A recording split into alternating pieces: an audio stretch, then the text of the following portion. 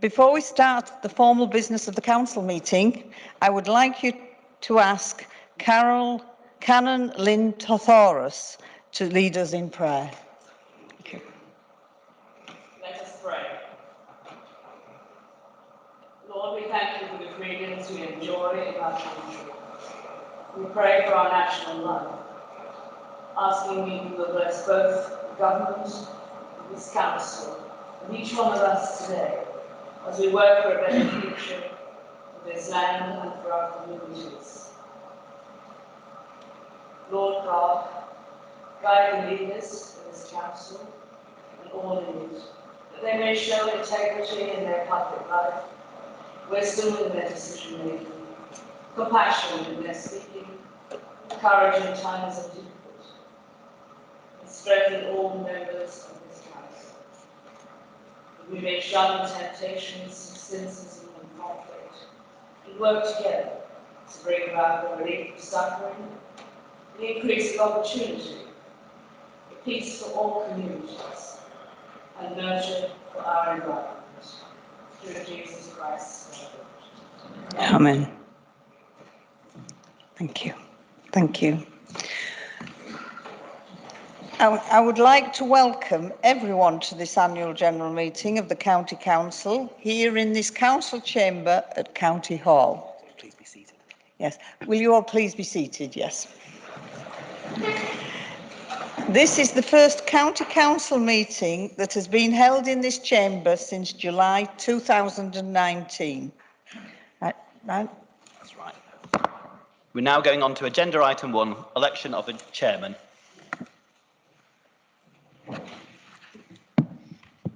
Can I have nominations for the election of chairman of the County Council? Yeah, propose yourself, Councillor Atkinson. Do I have a seconder? Happy to second Councillor Atkinson. Is there any other nominations?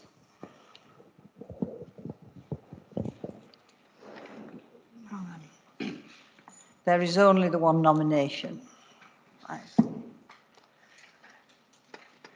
These are for myself as chairman of the council to serve until the AGM in May 2023. Are you all in favour?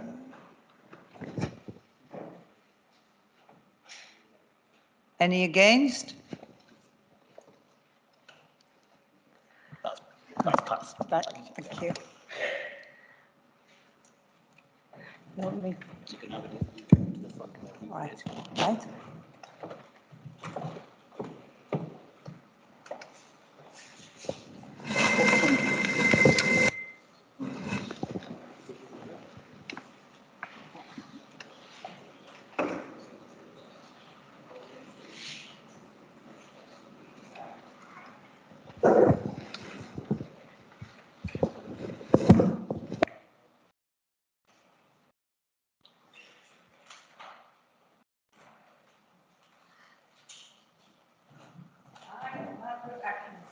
Having been elected to the office of chairman of North Yorkshire County Council, declare that I will take that office upon myself and will duly and faithfully fulfil the duties of it according to the best of my judgment and ability.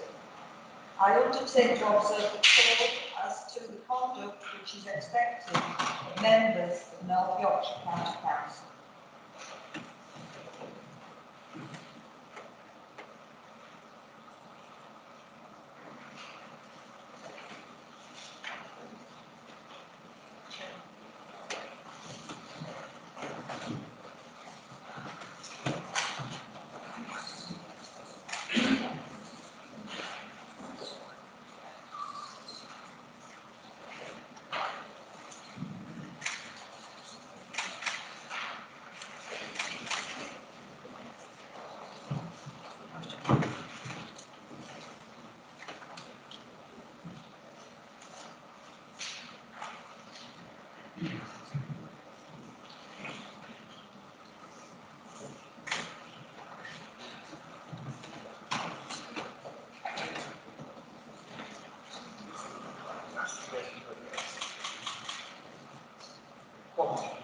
That's nice. That'd be good.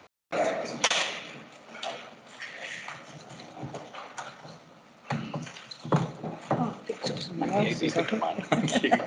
Well done.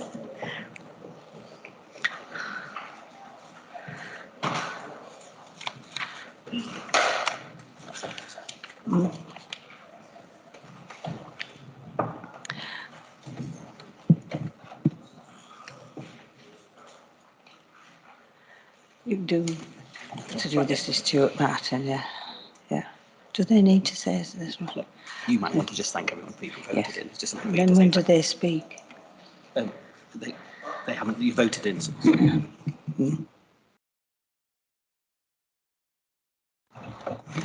Just my hand up. No, you don't have to. Right. I wish to thank the proposer and seconder of this council for electing me as chairman. I would now like to move a formal vote of thanks to former County Councillor Stewart Martin, MBE. This council places on record its appreciation of the exceptional service rendered to it by County Councillor Stewart Martin, MBE. As chair, he was Vice Chairman of the County Council from 2020 to 21 and Chairman of the Council from 21 to 22. Do I have a seconder for this proposal of thanks? Thank you. Will those in favour please show?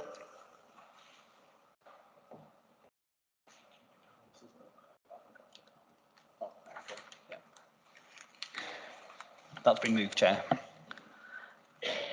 Thank you. Thank you. Item 2, minutes of the County Council meeting held on the 16th of February 2022.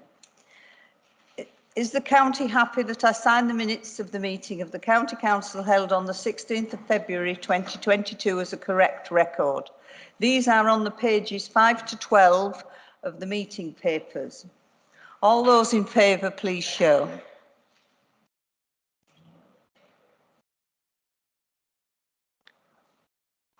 Right. Thank you. Any against? Any abstentions? I wasn't here. Thank you, Chair. We note that a number of councillors weren't here at the last meeting and therefore have abstained, but that's been passed. Thank you. Item 3 is apologies for absence. I've received apologies for absence from County Councillors Andy Soloway, Angus Thompson, Liz Cowley and Lindsay Burr. Do any of the group secretaries wish to add any others to this list? No? Thank you.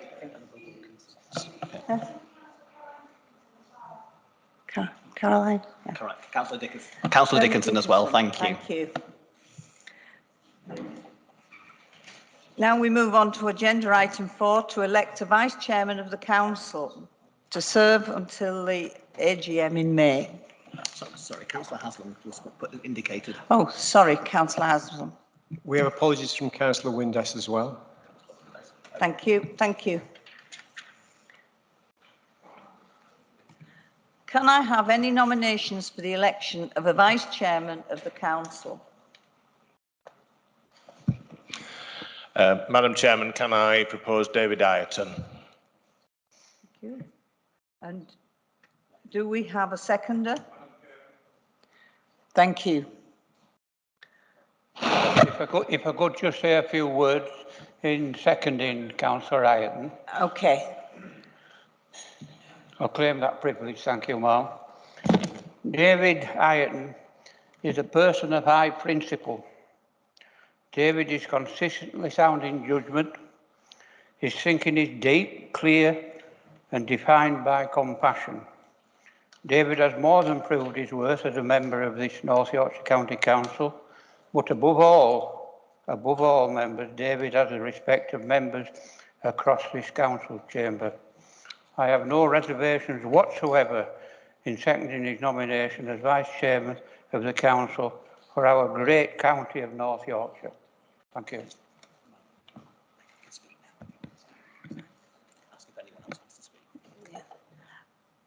Does anyone else like to speak with regard to myself as chairman or David Eighten as Vice Chairman. Councillor Dadd, would you like to speak? Thank you. And I speak to the proposal that has now been ratified. So I'm slightly out of time. But I'll begin by saying election counts for us candidates and members are quite an emotional time for us all. Will those that we respect and hold with affection make it or hold on? And I may add, I hope the whip's not listening, they may not always be from our own political groups. Margaret is one such person. I feel deeply honoured and very privileged indeed to be able to formally propose her for this position at what is an exciting time for this authority. Margaret is one of those rare specimens that breaks the mould. Farming runs to her very core. Originally from Knaresborough, as a daughter of the Stockill farming family, her paternal grandparents worked the land at Kipling and Brompton-on-Swale. She is one of 5 siblings and has Yorkshire stock as pure as a prized cattle. She has always done things slightly differently, not one to follow the norm.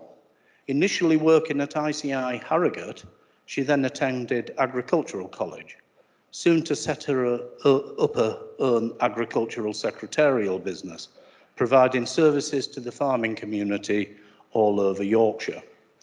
During this year of the Platinum Jubilee, we often think about our Queen and her ability to connect with wider society. I have a similar vision of Margaret. Books and papers thrown over the seat of her Land Rover, racing uphill and down dale with a headscarf on to assist her clients. She tells me in the early days she even taught farmers to use computers. There's hope for this chamber yet. Margaret has broken that mould on numerous occasions. She was the first woman to sit on the Northern Beef Association. She founded, alongside Michael, the famous Mowbray Park cattle herd, exporting semen and embryos worldwide, and again, the first to export said delicacies to Romania. Her charity work is well known, a supporter of cancer research, air ambulance, and the Addington Fund. She is, and I quote, good at getting money out of people for good causes. Now, given she raised over £11,000 for cancer research with an auction of things like bull semen, gentlemen, if she ever approaches you with that twinkle in her eye, run like hell. Having served for over 20 years on Harrogate Borough and 9 years on North Yorkshire, she has the experience, flair, passion and determination to succeed in this role. She is a lady of unquestionable integrity, fairness, balance and judgment. I must also mention her husband, Michael. In recent years, Michael and Margaret have had some difficult times, and it is absolutely wonderful to hear Michael is now fully fit and well. There will inevitably be a team, and I have every confidence he will be steadfast in his support for her and this authority, as no doubt will Team Atkinson, comprising of her 3 children and 5 grandchildren. In conclusion, I will end as I began. I'm deeply honoured to be able to propose this lady before us. I met her when she first arrived at this place and know not really what started our friendship other than she makes no judgment on anybody and their so-called place in life. Having recently been described as a mere ex-butcher in the local press, I'm very grateful for that quality. Chamber, she has a mind as broad as the field she and Michael farm, and I truly hope she carries the confidence of this chamber as she carries mine. Thank you. Thank you.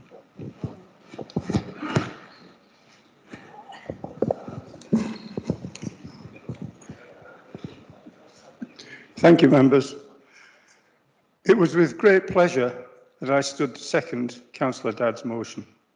Margaret and I joined North Yorkshire County Council together in May 2013, and we served together on the Audit Committee for 2 years. And in that time, I got to know her, and I value her advice and indeed support. Gareth's proposal says it all, and I'm not going to try and follow his fulsome and well-turned words. Margaret is a keen advocate of North Yorkshire an exceptional ward and division councillor who cares deeply about her division and her electors, and she works tirelessly for them and her charities. Indeed, Margaret probably attends more parish councils in a month than most of us do in a year. Like Gareth, I'm deeply honoured to be able to formally second Margaret's nomination. Thank you. Thank you. Thank you very much. Councillor Wheel, did you want to say anything about your proposal of David Eighten as Vice Chairman? Thank you, Chairman. I think that the time for longer speeches is next year on this particular one. But can I just say that David is a long-term member of this council. He did come on in 1999, when ironically the makeup of the council was very similar to what it is today. In fact, the Conservatives at that point were in a minority of one. So David served a very long time as a member, and it gives me great pleasure to propose him as Vice Chair. Thank you. Can we now take a vote in favour of David Eighten as Vice Chairman for the coming year? All those in favour? Thank you. Anyone against? And any abstentions? That's been moved. Right. County Councillor David Eighten has been elected to Vice Chairman of the County Council to serve until the annual meeting of the Council in 2023.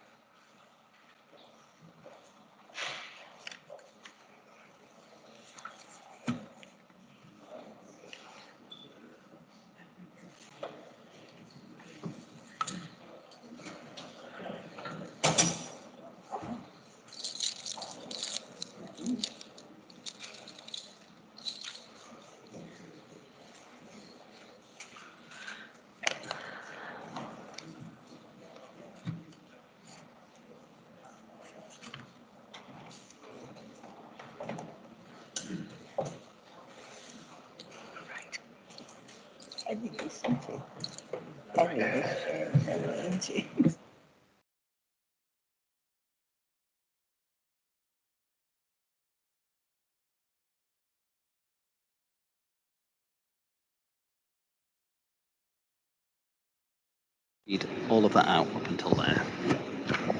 Down to where? Up to there.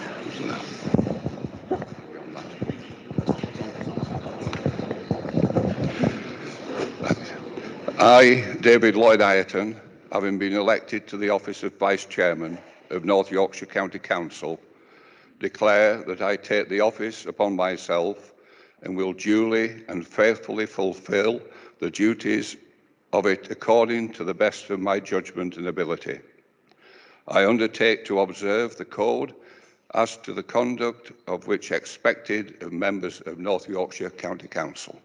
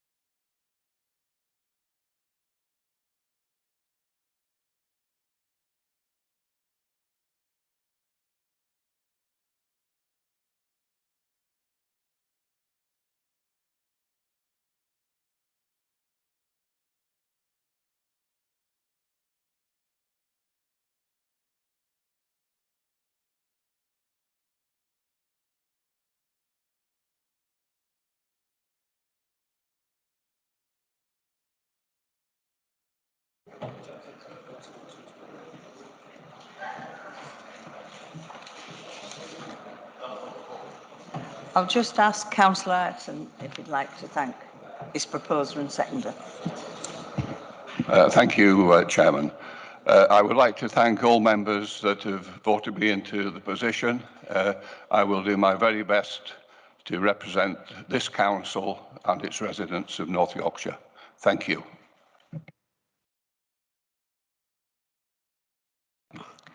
Can I ask whether any members wish to formally make declarations of interest relating to any of the items on the agenda? If there are any of these, they will be recorded in the minutes. No, no, thank you. I'll stand up with this, shall I? I would like to welcome the honorary aldermen and members of the public who are in the public gallery. An audio recording of this meeting will be taken and then saved on the County Council website. For the benefit of recording, please ensure that you always turn your microphone on before speaking. Members will recall that the time limit for speaking on statements by the leader, executive members or chairman of the scrutiny board or on overview and scrutiny committees is 2 minutes. The time limit for speaking on motions is 3 minutes. If you have an IT query or concern about my view, then please call into the drop-in session in the Oak Room. If you have any outstanding documents to submit or queries regarding your register of interests and related matters, then please go to the Democratic Service Office, which is BB039, and they will be able to assist you. You will have the opportunity. I'm going to now make my personal statement and tell you just what I feel. I was thinking what to say as a chairman of the County Council, and I thought of the letter C. The letter C stands for County Councillors, which you all are, and we're sitting in the council chamber. The first thing I thought of was commitment. I will do as much as I possibly can, not only as a councillor, but as your chairman over this next year. The second thing I thought of was community. Helping people in the community and attending my parish councils and dealing with all the issues people have. The third thing I thought about was countryside. North Yorkshire is the largest county in the British Isles and very rural, and there are many issues which we have to deal with. And we must work hard to keep everyone engaged and that live in our rural areas as well as the towns and the villages. The next thing I thought of was council staff. In the 9 years that I've been on North Yorkshire Council, I have found all the staff to be incredible, helpful, kind and very knowledgeable. So thank you. The next thing I thought of was considerate. We should all be considerate and respect and listen to our fellow councillors' views and ideas. Then I thought of charity, and I know I will be doing some things to raise money for some worthy causes. You all know the party I belong to begins with a C, but I thought I wasn't going to mention that because this is one council and we should all respect everyone's opinion, whether we agree with it or not. I am expecting that we shall have some very good meetings with plenty of debate. And the final C, I thought, I'm a tough cookie and I won't stand for any nonsense. Thank you, everybody. We now move on to the election of the leader of the council. Can I have any nominations for the election of the leader of the council? Yeah, proposed County Councillor Carl Les. And could I have a seconder, please? Thank you, Madam Chairman, and congratulations on your position. I'm happy to second that nomination. Thank you. Is there anyone that would like to speak? Silence. I'm presuming there are no more nominations. So the vote for County Councillor Carl Les, a leader of the council, until the May 2027 AGM will now be taken. All those in favour, please show.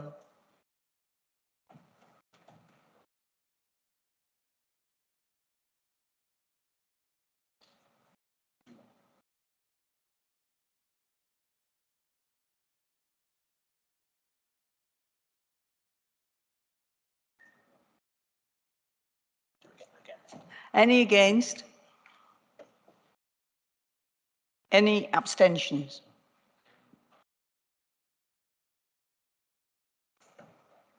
You confirm the vote? That's been passed. We now move on to statement of the Leader of the Council.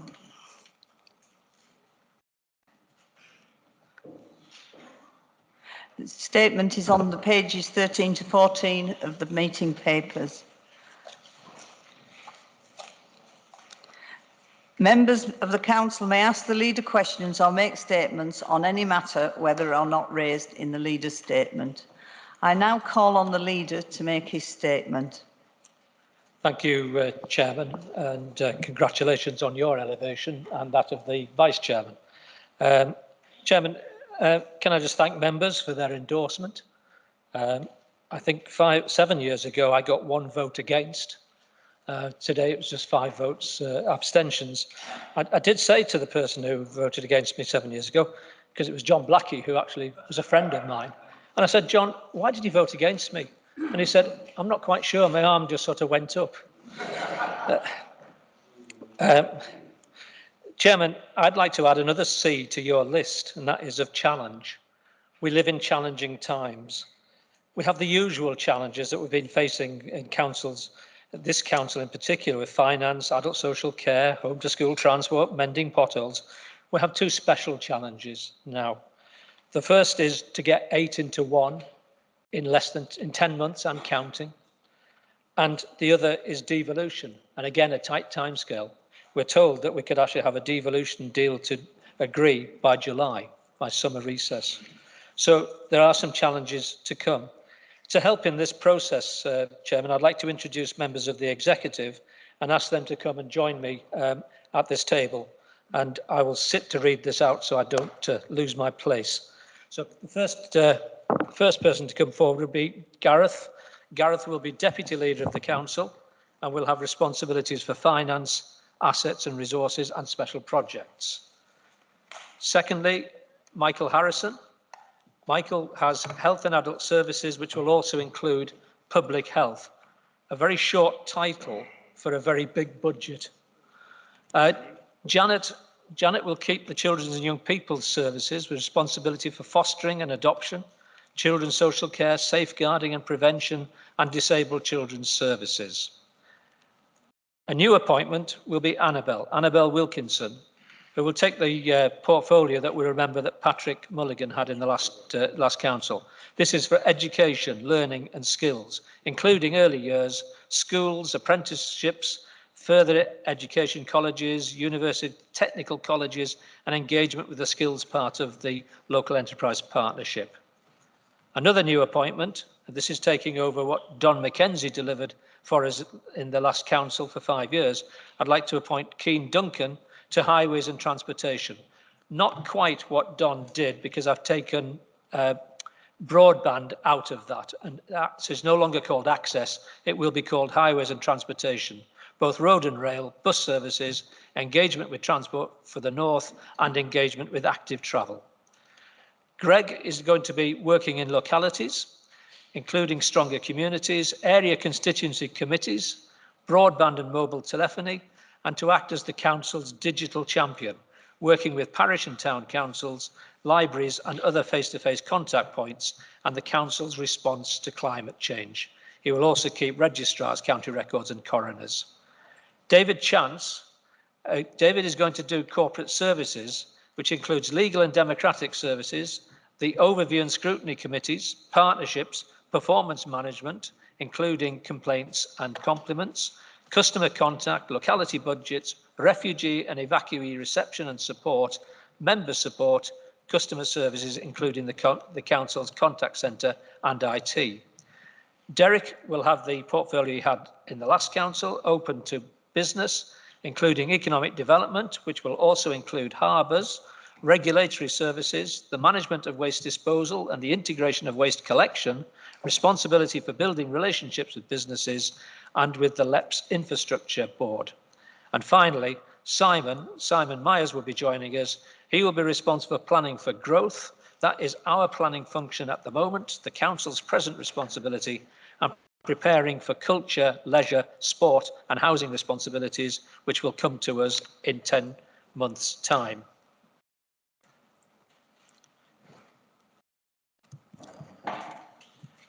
Chairman, that is the executive, but I would like to reach out as well to all members in the chamber. This is going to be a challenging time for 10 months. I would reach out to any member, whether they be in a group or in no group. I think we need to work together, and working together, we will succeed. With that, Chairman, I have nothing else to add to my written statement, and I'm happy to answer questions. Thank you. Thank you, Councillor. Questions to the leader. I have Councillor Steve Mason wishes to speak. Thank you, Chair. And I congratulate the 3 members of Rideout on the executive. That's going to be some interesting local conversations, I think. A lot of C's have been mentioned today, and I have to say there's no mention of one particular C in the Chair's speech and the Leader's speech, and that is climate change. There's no mention of climate change or biodiversity loss in any of the statements. Does this leadership take climate change, biodiversity loss seriously, and are they willing to show more political ambition on it?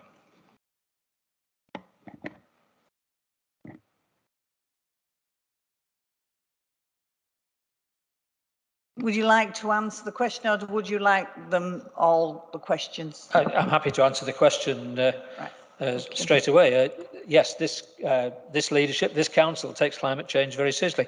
I don't know that I can agree with you, Councillor Mason, that there's no mention of it, because actually I've given the allocation of the responsibility at the executive table to Greg, as he had it in the last council. It's clearly in what I've just stated, and it is also in one of the executive statements that you will be able to ask a question about later on in the agenda. So I think we take climate change seriously. Thank you. Have you a supplementary? No, thank you. Councillor Bryn Griffiths. Thank you, Chair, and congratulations on your new appointment. And also to Carl on his appointment as leader, and I'm looking forward to challenge in this coming council. My question is about the Household Support Fund. I note that the exec recently agreed to accept the finance offered by the DWP to deliver the Household Support Fund for eligible residents in North Yorkshire. I understand that those eligible will receive direct support via Black Hawk. There's a name and a half, isn't it? In the form of a shopping vouchers between May and September this year. My questions are, firstly, can you assure me that all children eligible for free school meals will be explicitly included in this scheme to ensure that none miss out on their meal entitlement through the school holidays? And secondly, what checks will be put in place to ensure that this is taking place and is effective? Thank you.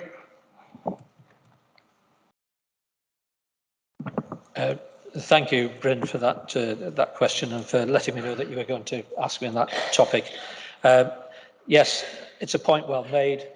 I believe we are covering it. We will check that and then we'll get an answer to you in due course.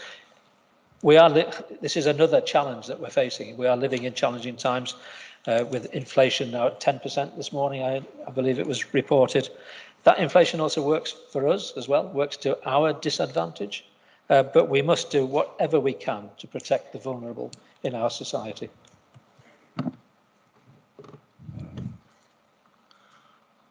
Thank you. Have you got a supplementary? I call on Councillor Andrew Brown. Yes, I'm interested to hear the views of the leader on the experiences of local people who are hosting Ukrainian refugees. I'm hearing positives about the experience from the support from the NUYCC team, from schools admitting children, and from local voluntary sector. But I'm hearing very disturbing things about the national systems, hostile environment, difficult forms to complete, and families having difficulties getting visas. I'm aware of 3 Ukrainian families just in my patch who arrived after real difficulties with the national system, and I'm aware of 1 family from Mariupol, of all places, who is still experiencing problems. Is the leader satisfied with the impact of the UK government's hostile environment for refugees on Ukrainians fleeing a war to seek refuge in North Yorkshire? Thank you, Councillor Brown, for that question, a topic which is very close to all of our emotions, I'm sure, at the moment, every time we switch the television on. I think one answer is that we have to be responsible for our own actions, and we have to make sure that we do what we can.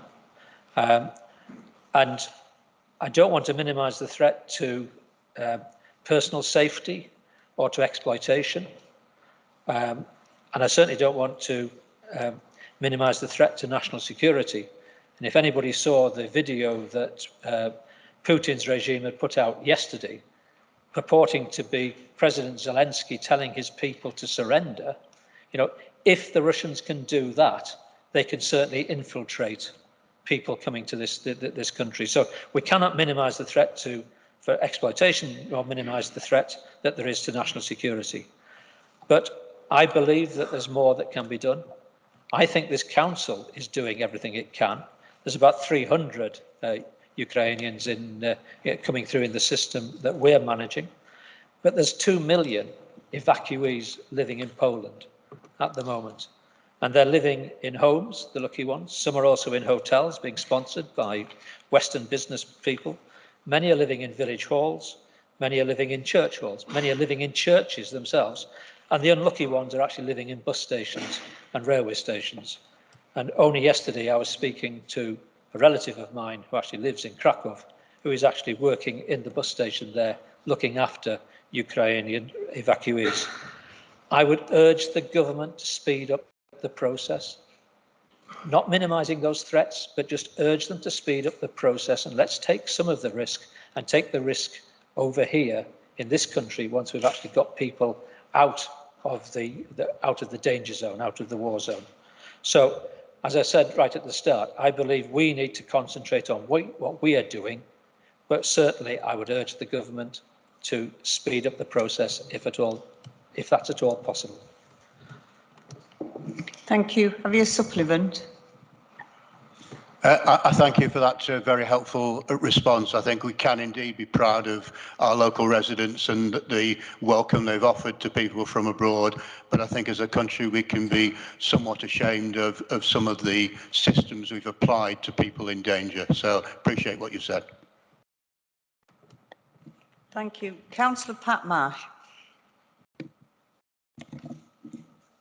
Thank you, Chairman, and congratulations on your new role. Looking at the final report where you talk about LGR devolution and levelling up, can I ask or be assured that as soon as possible within the next couple of months that the process starts to parish Harrogate and Scarborough?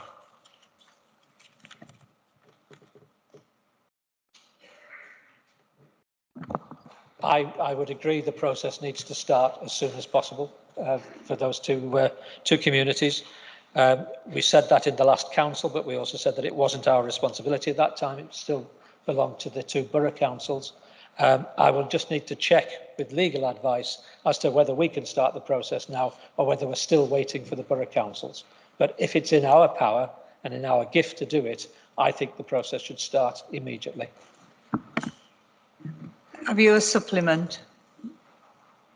Not a supplement, but information. When we raised it at our council in Harrogate, we were told it would be the responsibility of the new authority to start the process. Chairman, I'm so pleased we're moving to unitary. Thank you. Councillor Peter Lacey. Thank you. Maybe a supplementary, but a comment on the Ukrainian situation. I'd like to echo the thanks to local officers and others in the reception and to indeed families across North Yorkshire. But I'm aware of host families whose circumstances have changed, sometimes due to delays in the visa programmes or of placements breaking down, but there not being a process in place to allow the transfer of those families to new families, including financial and other support. Recognise that that's probably on the agenda, but I would like the council to commit to a clear timed plan for that to happen, so that people don't fall between stools, as it were, in the welcome that we give those families. Thank you. Thank you. Just to give that assurance, and I'm sure Councillor Chance, who will have responsibility from now on, will actually have been listening to that comment as well. Councillor Lacey.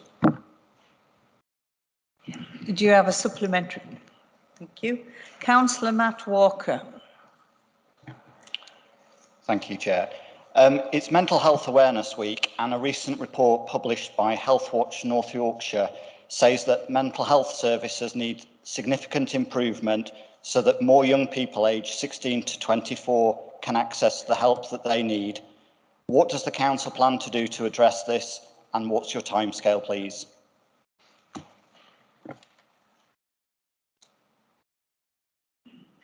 Chairman, with your consent, I'd like to ask Councillor Harrison if he'd care to answer that, because he has much more detailed knowledge than me. Councillor Harrison, if you'd like to answer that. Thank you, Madam Chair. Just to reassure Councillor Walker and the Chamber, this is a subject that is on the first meeting of the North Yorkshire Health and Wellbeing Board next week, and it's a multi-agency meeting to talk just about the issues that you just raised there. Thank you. Do you have a supplement? So can I just ask, does the council have any mental health first aiders? And if it doesn't, is it going to look at getting any?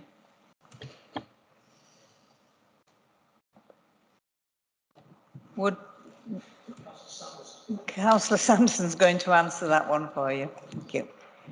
Yes, just to give some assurance that we do have a raft of measures in place for children's mental health, such as the Compass Reach and the Compass Buzz, which happens in schools. We've got innovative ways of working with North Yorkshire youth who are doing some really good work with youth mentoring, and there's a greater focus on the hubs in schools. So this is all taking place, and as Councillor Harrison says, it is on the agenda for the Health and Wellbeing Board. Thank you. Thank you. Councillor Heather Moorhouse. Congratulations, Margaret, on your appointment. I think possibly the moment's passed, but I was actually putting my hand up when Carl was speaking about the refugees and Councillor Brown raised about the impact. I just wanted to say that Great Eighten is quite a small little village, but we've got 3 families, and I particularly wanted to mention that the family that live in Easby, who about 100 people, and at our parish meeting, where we always have a bit of a party, the 3 Ukrainians were there, mother, father, and son, and they absolutely were delighted with the response they've had. One of our officers I'm going to write to, who turned up on a Saturday morning to try and help them to progress things.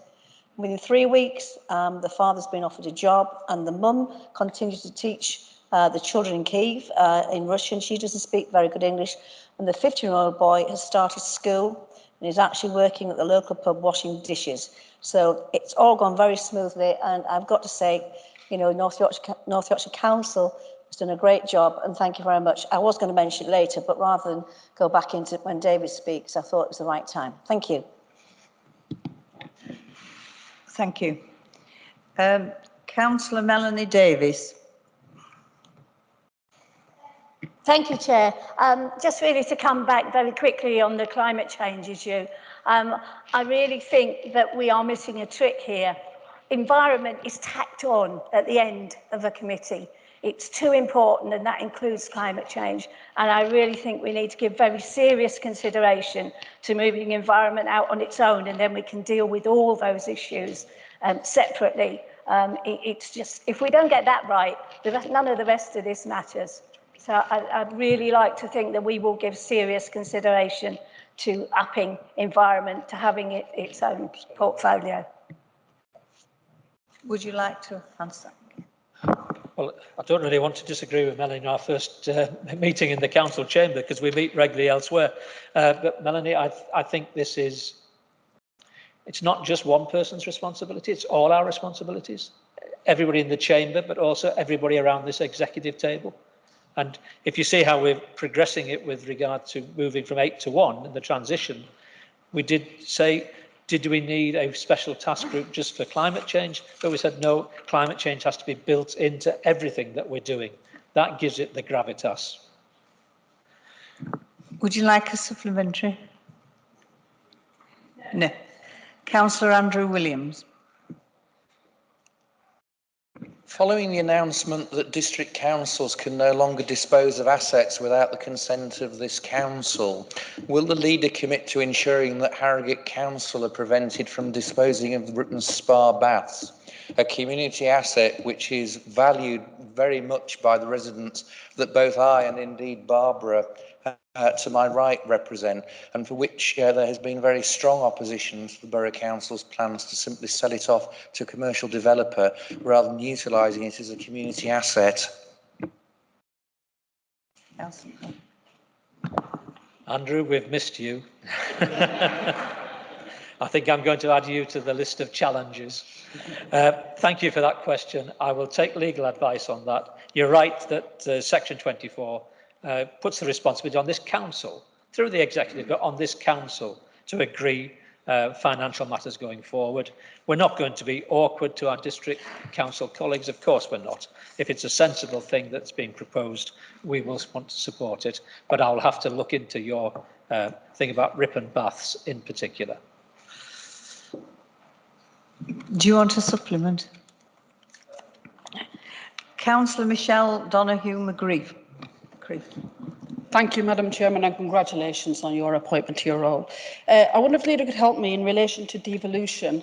It's a slightly technical point, but in terms of any devolution deal we get and the combined authority or whatever governance arrangement will sit under the mayor, what will be our relationship vis-à-vis City of York Council? Will it be equal votes? Will it be weighted votes? Or has that been worked through yet? Because I know while it might seem a moot point or a minor point, I think in terms of how that mayor will work going forward, I think it's quite significant. Councillor Donoghue-McCreef, you're asking all the sort of questions that we're going to be asking ourselves as we go forward in this next 10 months period. So I'm not going to give you a snap answer now, but the questions that you've asked are exactly the sort of questions that we need to bottom out.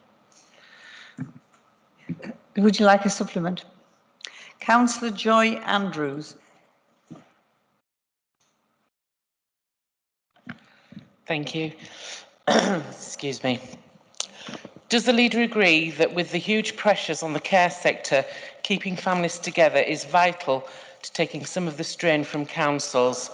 Not only do some families rely on each other for care of the elderly, but young families rely on grandparents for childcare. And the MP Kevin Hollingworth's comments agreeing with Kirsty Alsop that if people can't afford to live where they were born and raised should move away is only adding to the pressures felt by councils and care homes. Therefore, this council, looking to the new council, should endeavour to provide social housing in all towns and parishes to meet the increasing demand for social, low-carbon, low-cost housing, along with looking at the council tax changes on second homes.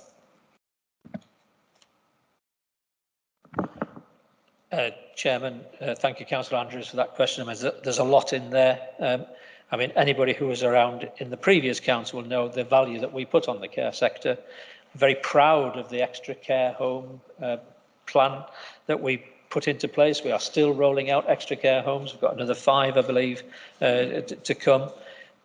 Care is absolutely vital, and I take on board all your points. And I'm sure as we work forward through scrutiny and through the executive members, we will be continuing to prioritise care to all those sectors that you were talking about, not just the elderly, but also young people as well.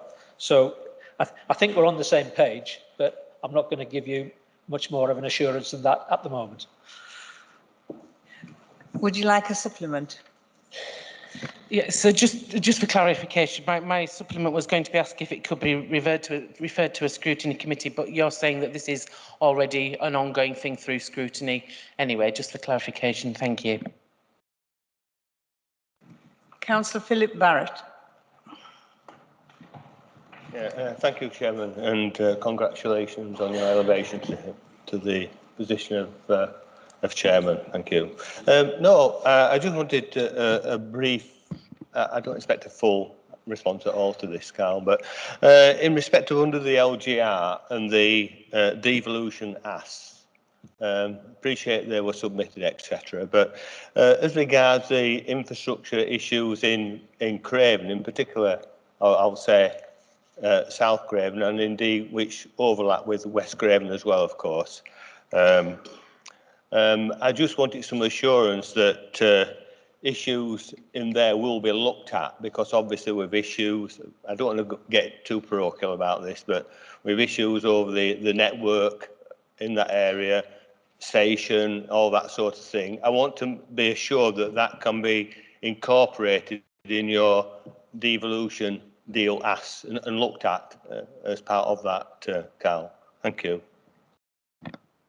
Well, thank you, Philip. I mean, the first thing I'd say is it's not my devolution asks, it's our devolution asks. You know, we're all in this together. We're starting to negotiate. We have the asks that are already there. They're in the good way of looking at it is on the LEP website, and you see what they are listed. But let's not forget, that's a start. And if you look at what Ben Houchin has been doing in Tees Valley, he started out with a set of asks. And he delivered that. And then he got another set of asks. And then he got another set of asks. And it's almost, he brings out a set of asks every week or every month. So devolution isn't a process that starts and finishes. It's a process that starts and continues. So if the South Craven issues, the level crossing that's always down, etc., we know it well, Philip. I mean, you've had me across there to have a look at it and, pointed it out to me. If it's not in at the moment, and I can't remember whether it is or not, that's not to say it won't be in the future. And I'm sure you will be assiduous in your work to actually make sure that we know about the problems in your division. Would you like a supplement? Councillor Stewart Parsons. Thank you, Madam Chairman. 2 points. The first one, you were talking about extra care schemes. And I would like you to insist that when they are planned, that the member for Transport, Roads and Pavements actually looks at how you're planning it.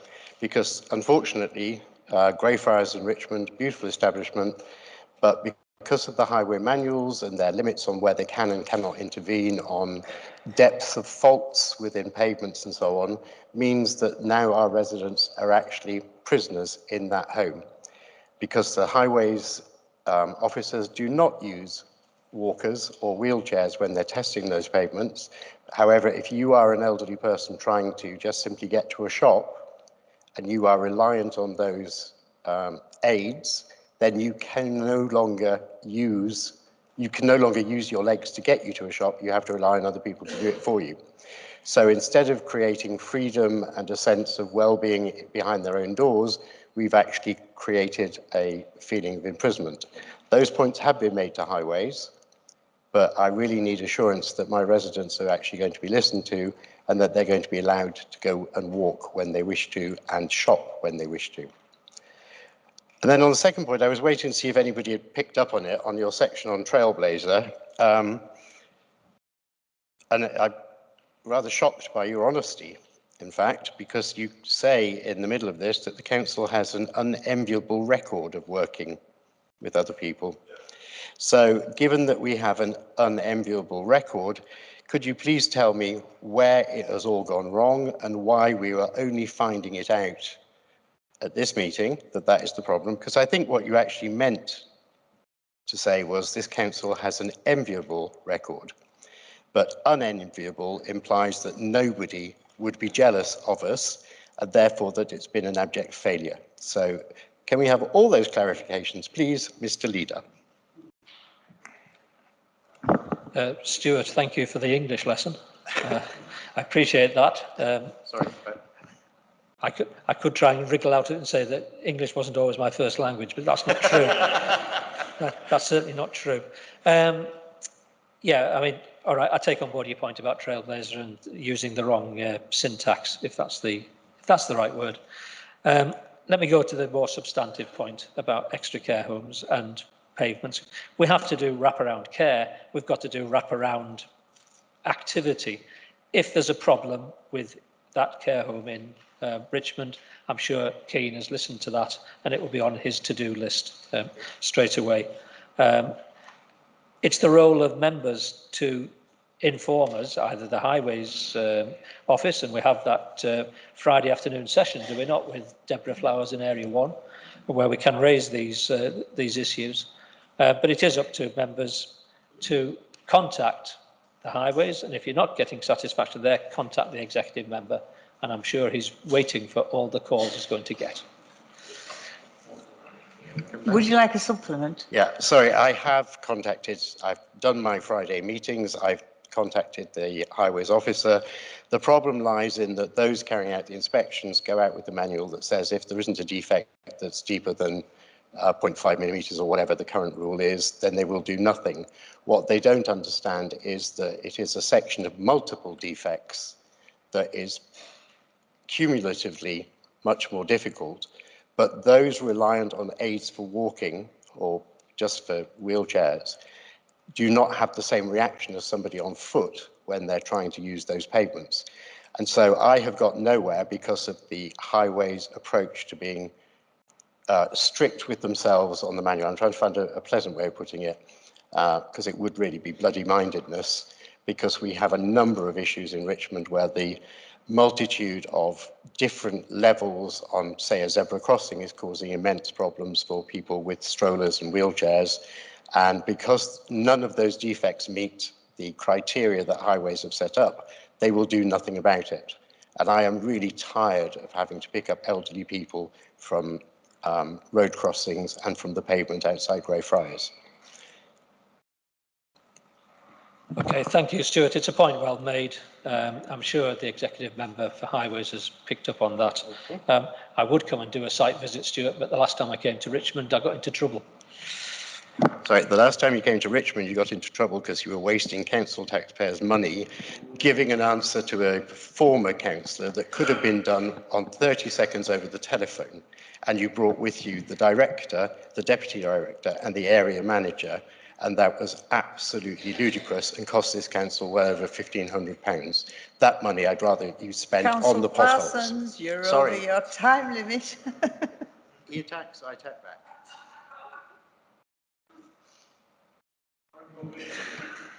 Thank you. Does anyone else like to ask any questions?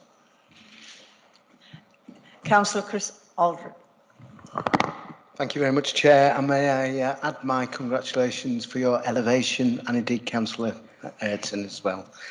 Yeah, I've noticed in your report, Leader, you say we're first in the queue when it comes to devolution and the asks. But in this chamber last week, on his presentation to us new members, the Chief Executive actually said, or indicated anyway, that he had had reports from government that there's not going to be as much money as we previously thought. How does this kind of tie in with your statement that we can do all this by July? I'm not sure I caught all the question there. But I mean, what the Minister said was, you're first in the queue, keep your pedal to the floor and get on with it. And that's what we're doing. But we have to negotiate with government, we have to negotiate with the civil servants. I still believe that we are first in the queue. But I'm sorry if I've misunderstood your question. I just don't know anything else I can say. Yeah, the main point was that we had a presentation last week from the Chief Exec who was saying that what the indication is there's not as much money as previously was indicated from the devolution deal. And can I just make a further question that the new councillors, there's quite a lot of us in the chamber, and in fact there's people who haven't been on borough councils before or district councils. They haven't had an opportunity yet formally to contribute to the asks. Will there be a chance to do that in the next couple of months? Well, the asks were put together by the County Council, City of York Council, and every one of the district and borough councils.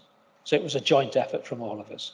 So depending on which council you were in at which time, you were either part of it from one or the other, or perhaps if you were not a councillor, then no, you weren't part of it. The process is that the asks are submitted to the civil servants. The civil servants then row back at us and challenge us, because devolution is not a God-given right. This is government giving up its powers. Government will want to know that it's doing the right thing in giving up its powers on the various asks that are in place. But when those asks are negotiated, then all of that comes back to this council and to the City of York Council, and those two councils can then vote on whether we accept the asks going forward and whether we want to go down the route of a mayoral combined authority.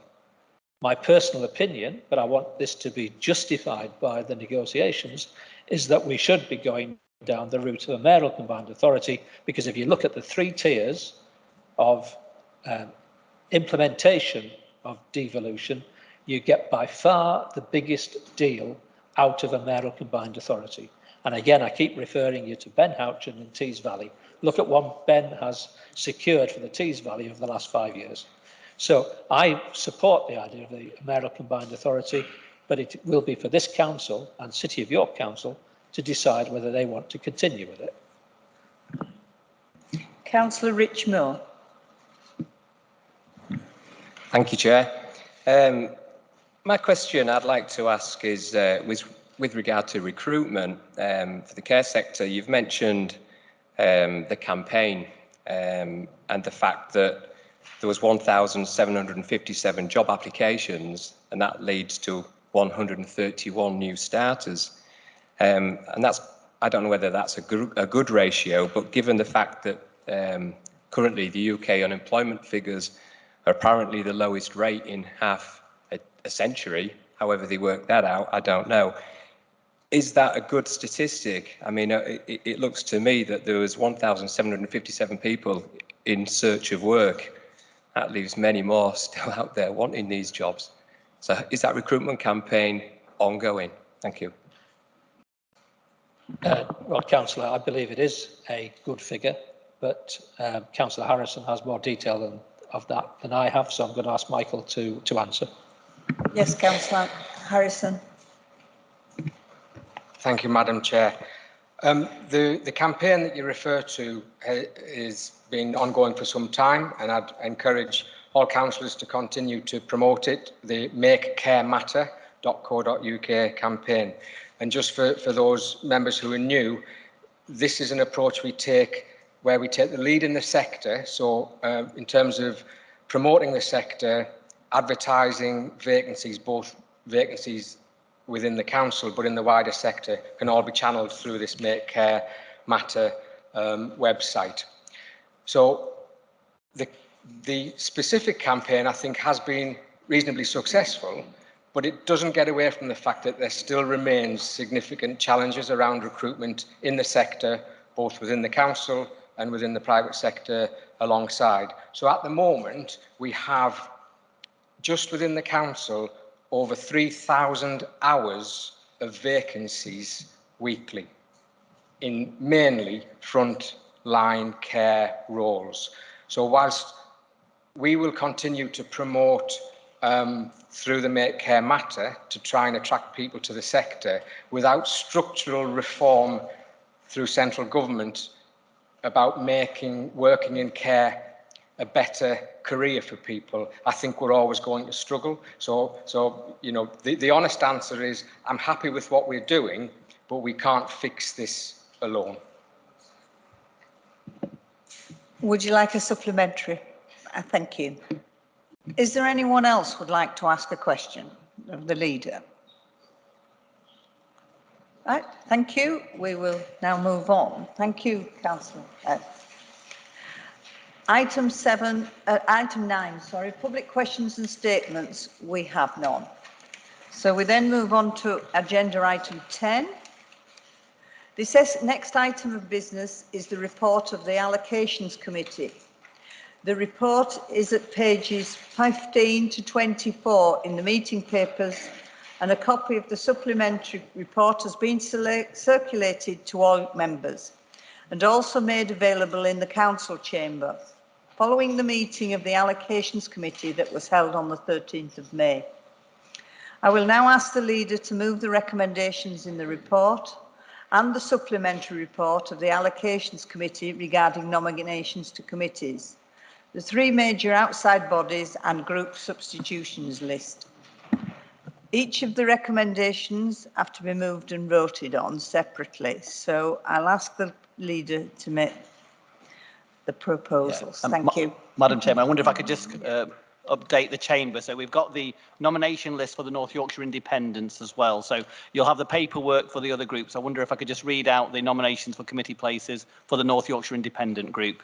So we have Care and Independence, Councillor Philip Barrett; Children and Young People, Councillor Janet Jefferson; Corporate and Partnership, Councillor Michelle Donoghue-Moncrief; Scrutiny of Health, Councillor Lindsay Burr; Transport, Economy and Environment, Councillor John Catinack; Audit, Councillor Lindsay Burr; Chief Officers, Councillor Stewart Parsons; Pensions, Councillor Andrew Williams; Planning and Regulatory Functions, Councillor John McCartney; and for substitute, all members. Thank you, Chair. And can I ask the leader to propose? Chairman, so move. Thank you. Happy to second, Chairman. Thank you. Any speakers? Is there anyone who would like to speak? Councillor Bryn Griffiths.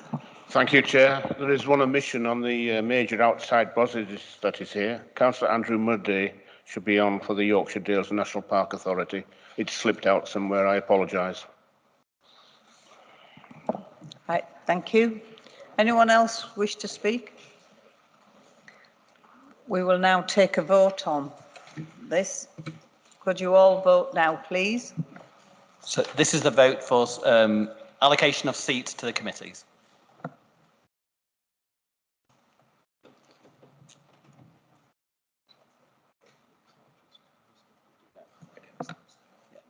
Any against? Any against? Any abstentions? That's unanimously approved.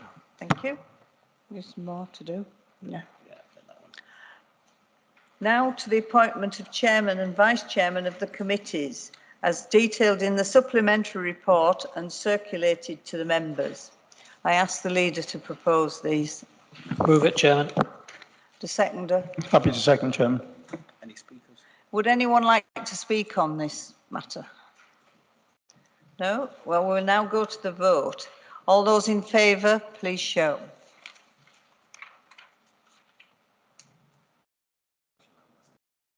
Against as well? Any against? And any abstentions? Okay, that's been approved. Right.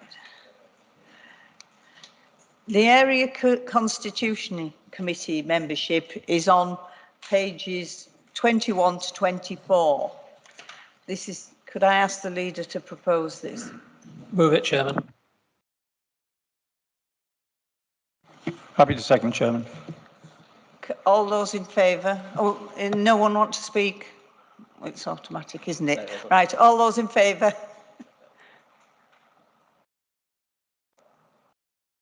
Thank you. Anyone against? And any abstentions? That's unanimously agreed. Finally, we need to appoint the members of the to be standing list of substitutes as detailed in the report. Sorry.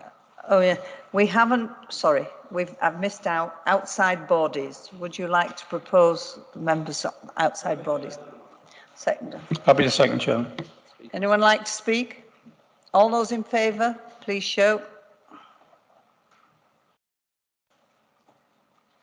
Anyone against? Any abstentions? It's unanimously approved. Thank you. Do you want me to do the substitutes? Yes, finally, the appointment of members to the standing list of substitutes as detailed in the substitute report. Can I call upon the leader? Thank you. Seconder. Happy to second again, Chairman. Anyone like to speak? All those in favour, please show.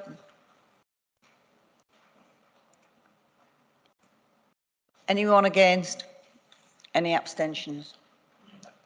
Approved unanimously. Do you want me to read all this? No, don't do No, right. Move on to item 11. Report and recommendations of the Executive. There are 2 recommendations to Council from the Executive that need to be voted on. Number 1 is the revised planning and enforcement monitoring policy.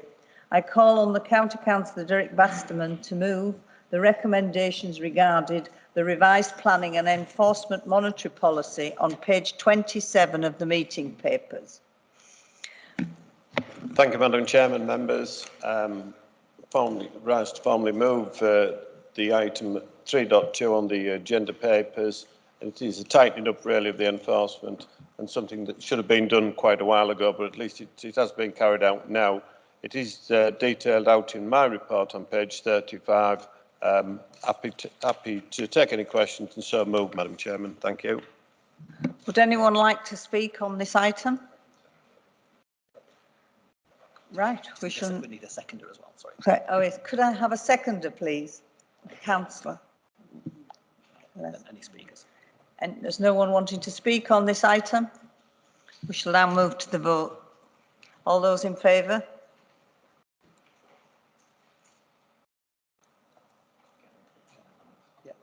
Anyone against? Any abstentions? Okay. Right. That's approved. Item 2, the amendments to the County Council's constitution. I call on the County Councillor David Chance to move the recommendations regarding the amendments to the County Council's constitution at page 28 of the meeting papers.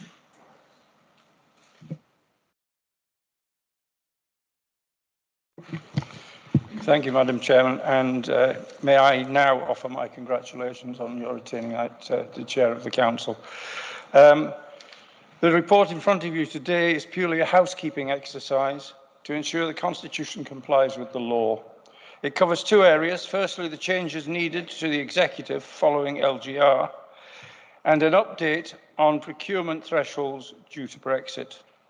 These changes have been made by the Assistant Chief Executive, Legal and Democratic Services, under his delegated powers, but there remains a requirement to report these to full Council for noting. I therefore propose that the Constitution set out in the report, the constitutional changes set out in the report and appendices made by the Assistant Chief Executive, Legal and Democratic Services, under his delegated powers, be noted. Could I have a seconder for the motion, please? Thank you. Is there anyone else who would wish to speak on this item? We will then move to the vote. All those in favour, please show.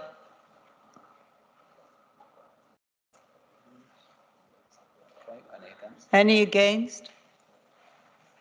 Any abstentions? No. That's been approved. Thank you. We now move on to agenda item 12.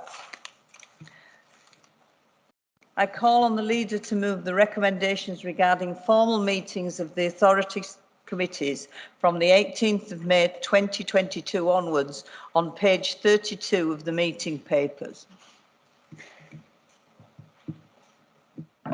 Thank you, Chairman. I'm happy to move this recommendation. I hope that members will agree that it continues our pragmatic approach to meetings. I think now that the pandemic is waning, it would be difficult to argue that we should continue to use the Chief Executive's emergency powers for decision-making meetings. So this keeps us lawful, but it also allows us to seek out opportunities to save time, cost and carbon wherever we can, and that gives the individual committees the responsibility of choosing which format to follow. So happy to move the recommendations, Chairman. Could I ask for a seconder? Very pleased to second that, Madam Chairman. Thank you. Is anyone else wishing to speak on this item? Councillor Andy Brown. Yes, it's an interesting report. It quotes that as a result of meeting remotely, we managed to reduce the mileage by 131,338 miles. It reports that we managed to reduce the costs by £55,221. We saved 36 tonnes of CO2, and we saved members and other people 5,013 hours of time. It goes on to say in paragraph 9 that there are no significant climate change implications. I would argue that all those meetings that take place face-to-face and involve travel across a county as large as ours, have considerable climate change implications and also considerable cost implications. So I just want to ask if we can, I don't agree with the tone, disagree with the tone of the paper, I don't disagree with the overall recommendations, but I just want to encourage that if we are serious about those commitments that everybody's just given to take climate change seriously, that we really do maximise the opportunity for members and officers to take every opportunity to meet remotely where that's practical and helpful. Would you like to answer that, Councillor Les? I don't disagree with Councillor Brown's points. As I said, we must seek out opportunities to make those savings wherever possible, but we must also remain lawful. If the law changes, then we could go back to another way of doing virtual meetings. But I agree with you, Councillor Brown. Seek out the opportunities. Does anyone else like to ask any questions? We'll then move to the vote. All those in favour, please show. All those against? Any abstentions? That's unanimously approved. Thank you. Item 13, statement of the executive of members and chairmen of overview and scrutiny committees. The statements have been included in the meeting papers and the work completed prior to the elections by the executive members and scrutiny chairs who held the position at that time. These statements cover the period from the February council meeting through to the elections. I know some of the executive are new, but they're all quite happy to answer any questions if anyone would like to ask any. So if you indicate you'd like to ask any questions, they'd be quite happy to answer them.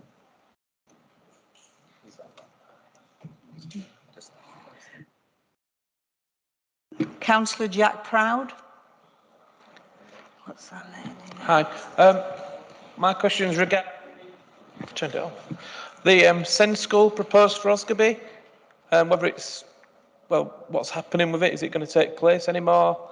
The trust was chosen and we've not really had anything since. So I just wanted to know an update on that really, and so I can go back to Selby East and let them know what's happening.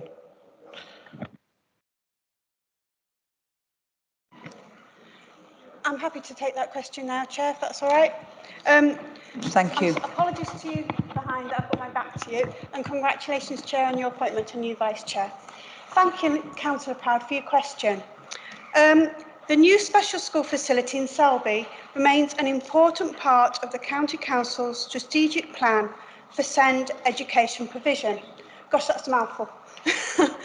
The Department of Education are leading development and the delivery of the school, and we remain committed to working with them and the Academy Trust to deliver it. In December last year, North Yorkshire County Council, as we were then, were informed by the Department of Education that due to central government policy change, the school would need to be built to an improved environmental specification. Our understanding is that all DfE capital projects that have not reached full feasibility completion are subject to this new specification. Since that time, the DfE have been conducting a technical review of the scheme to ensure that it meets the most up-to-date standards with regards to sustainability and making the necessary alterations prior to planning approvals being sought.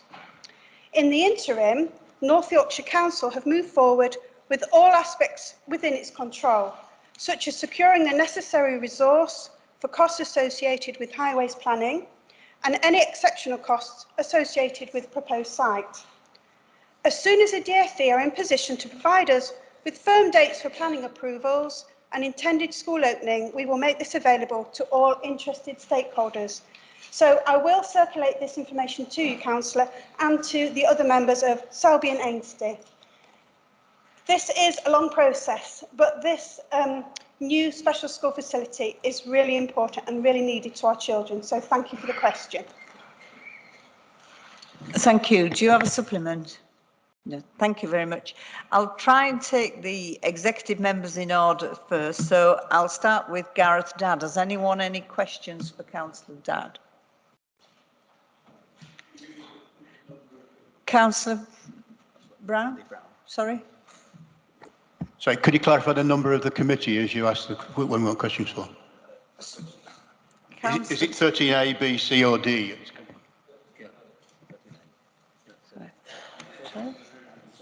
Chairman, if I may, I think we've sort of gone slightly awry here. Yes. I think as an executive, we were expecting Derek to stand up, perhaps add to his statement and then take questions. He was 13A.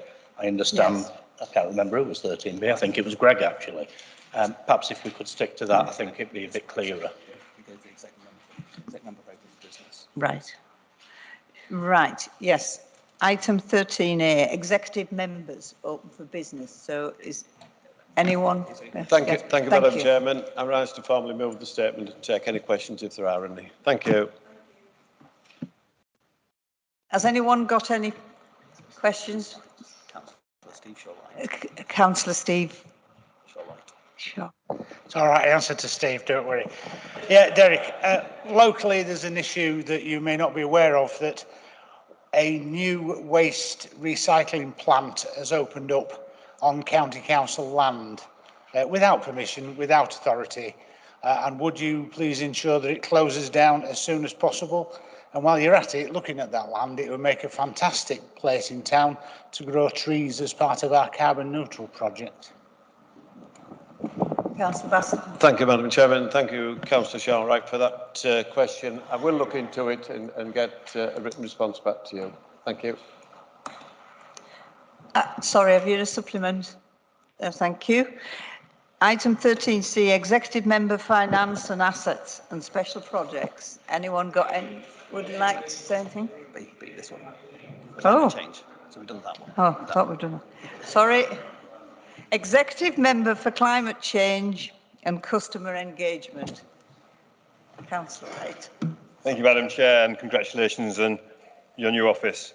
I have nothing to add to my statement, but I would draw members' attention to pages 40, 41 and 42, which cover our response to climate change, both internally within the Council and in North Yorkshire as a whole. Anyone got any questions? Councillor, sorry. Monica Slater. For Monica Slater? No. All right. No, I'll try again. Sorry. Councillor Goslow. Councillor Goslow. Thank you. May I ask, under Knaresborough and Newcastle Building Society, that myself and my colleague Matt Walker, ward members for Knaresborough, could be briefed and involved in the provision of this facility for our community. We are keen to see that the right services for our residents and businesses are provided so that their needs are met, particularly counter services for business, paying in with and withdrawing cash, and for those that are not confident with internet banking. Thank you. That question and then, thank you. Happy to, Madam Chair. Yes, Councillor Goslow, I'm happy to say yes, I can provide that information. Have you a supplement? Thank you. There's not a lot of room here, is there? Your point has already been made today, but I'd like to highlight again that we have a clear economic opportunity to develop a green economy. This opportunity allows us to develop new business, new skills, new education, and tackle the cost of living crisis. This opportunity, I believe, should be reflected with a dedicated committee made up of councillors and possibly the wider community. I propose we should re-examine this option, as has been rejected by our leader this morning, to seek these opportunities that our leader has already said today. Does our new member for the Environment Exec agree? Thank you, Councillor Mason. The arrangement of committees is not for me. If I was asked, no, I wouldn't agree with you. I think that we're fine as we are, because the environment and climate change is something that needs to go through all of our work, and that is our policy at the moment. Would you like a supplement? No supplement, thank you. Thank you. Councillor Andy Brown. Yes, welcome that we're trying to be the first county that goes carbon neutral. Could I just ask that when we're accounting for that, could we take proper account of what takes place at Drax so that we are clear that the carbon from the trees cut down, the carbon from the moving of those trees to Yorkshire, the carbon of them transporting them by train across Lancashire to get to Yorkshire, all needs to be taken account of properly in our genuine efforts, I'm sure, to make ourselves the first proper carbon zero county. Thank you, Councillor Grant. Yes, I'm very keen that we keep everything honest when it comes to climate change, and that we don't do anything at all which is paying lip service or is trying to play with figures. When we actually say we've reduced carbon, I want us to have reduced carbon. You'll understand that we don't have control over Drax. We control what we do as a county council, and we feed into the local enterprise partnership for North York and North Yorkshire, and we support their work to make the county both carbon neutral and ultimately carbon negative. But that's something that we need to do in partnership with them. It's not something that's in the gift of this council. Would you like a supplement? We look forward to holding you to the fine words. Councillor Melanie Davies. Thank you, Chair. On page 44, it talks about we've received money, £30,000 to study the tree planting supply chain. Very laudable. I think we all know we need to plant trees. Our policy should be we need to plant trees, we need to plant lots of them. We should have planted them 50 years ago. All I want to say is that if we're going to do that, we have to, in equal, with more, I think, reference to the land we own. And I would like to request a copy of any land that North Yorkshire does own. Because in my experience, and I've been planting trees for most of my life, it's not the trees that are difficult, it's finding the land to put them on. And we must have a lot of land. Steve and I were chatting in the car coming up, because we save petrol by travelling 4 together. That land is there, and we could put trees on it tomorrow. I don't think any neighbour is going to object, and if they do, I'm happy to go around and talk to them. But we really must be serious about doing all these things at the same time. We can't spend time doing policies on this. We know it's needed. We're falling into the same trap we did with climate change, that you always had to give space for the deniers. We've moved on from that. We need to plant trees. We need to plant them now. We've got land. Trees are easy. Woodland Trust will give you whips every year. You can get them. The schools will come and plant them. All of us could take a spade and go and plant one. Don't want to talk about this. We need to be doing it. It is too serious. Thank you, Councillor Davis. We are going to plant a lot of trees. This work that we're talking about in my report is about the preparation for that. Planting the right trees in the right place is the right thing to do. And I won't apologise for the fact that we're taking a sensible approach to make sure there is the right trees in the right place. Would you like a supplement? No, just to say all it needs is a spade, really. We have to do it at the same time. We can't go through policies and strategies. We know where we need them. Councillor Bob Packham. Thank you. As a library volunteer, thank you for your kind words about library volunteers. At Sherborne, we have 45 or 50 people that keep our library open with the same hours as when it was a county library. And although we were very reluctant to set up a voluntary library because it meant loss of jobs, it was clearly the only way we were going to keep a library.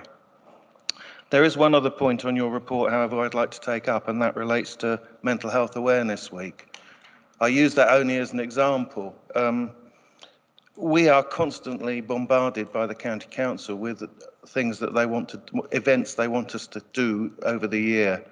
Usually these arrive in an envelope, and whilst we do have a library, a member of the library staff from North Yorkshire, we have a lot of volunteers that are suddenly faced with carrying out events about which they have little understanding, mental health awareness being a good example.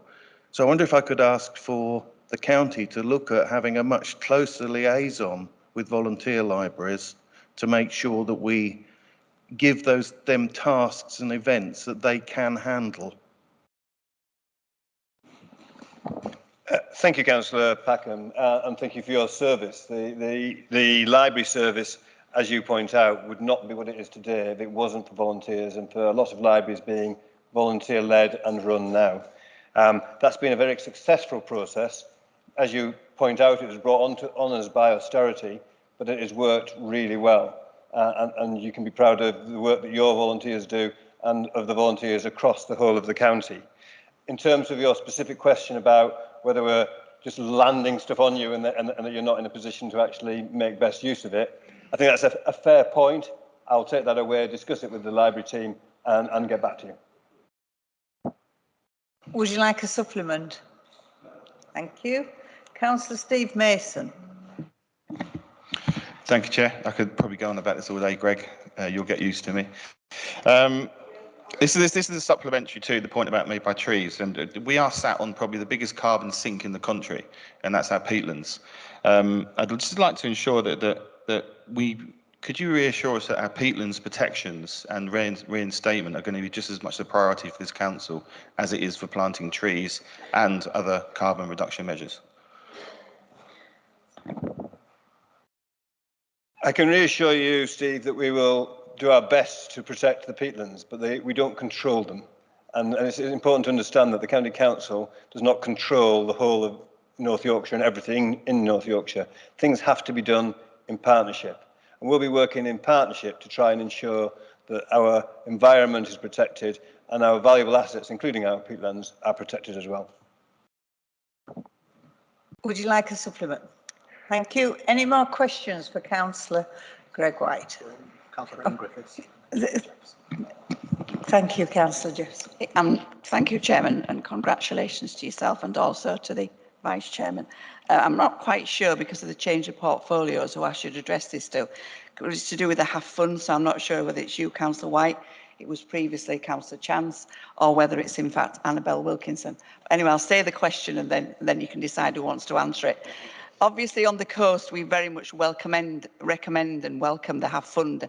It's very vital for our young people in the vulnerable areas. What I'm getting representations on is the links we're going to provide this service, and we seem to be excluding some bodies that would benefit from it and probably go out of business if we don't consider them within it. I know we say on page 556 that we're concentrating probably on sports and arts club, but can we make sure that some of our after-school clubs that do provide service through holidays are considered as well, because they have facilities to provide meals and entertainment. So I don't know who wants to answer it, but thank you. But I just want to say it's a good fund, we need to progress it, but I think we've also got to take care of our existing providers. Thank you. Thank you for your question, Councillor. For the benefit, I believe HAF stands for Holiday Activities and Food, and it's work that we do with people in more deprived areas over the holidays. I have to say that's about the limit of my understanding of that scheme at the moment. I will find out and I will get back to you, because it's something I've just taken on in the last hour or so. Would you like to... Sorry to burden you with it, Councillor White, but I'll do an email to you and explain to you exactly what I'm really driving at. But I've had representations from established units that why they were considered in the first place, because it keeps them going and the staff. Is that all right? Thank you, Councillor White. Councillor Bryn Griffiths. Thank you. I am referring to the report on page 41, where you talk about staff travel. And it talks about buying 10 battery-powered electric vehicles for the pool car fleet. Just for clarification, are these additional to the existing pool, or are they taking 10 out? And how big is the pool fleet? Thank you. Thank you, Councillor Griffiths. I can't tell you exactly how big the fleet is, but as I understand it, this is the bulk of our effectively internal HERTS, our internal hire car scheme, which we use when people need pool cars. So the idea is that we have 10 electric cars. They'll be based here at County Hall. They can be charged here at County Hall. The idea is that if somebody needs to use a car during the day, they'll use one of those cars. They will only use a ICE car, an internal combustion engine car, if that's essential because of the range that they're going or the terrain they're going on. So that's the idea, is that almost all pool car journeys will be done in an electric vehicle. Thank you. Would you like a supplementary? No. Anyone else got any questions? Councillor, yes. Thank you. Arnold Warnickan. Naivety showing here, please. All the questions seem to be coming from this side. Does that suggest, or the other side, know everything? Because I would like to bring it down to basics. We are responsible for the whole of this county. We are responsible to those people in this county.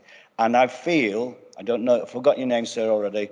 I feel that when we're talking about trees, the body language I'm getting is, oh, not another hugger. The reality is this: the best way of capturing carbon is from planting trees. So I have a question for you, sir. In the last 18 months, I planted 5,500 trees on my farm.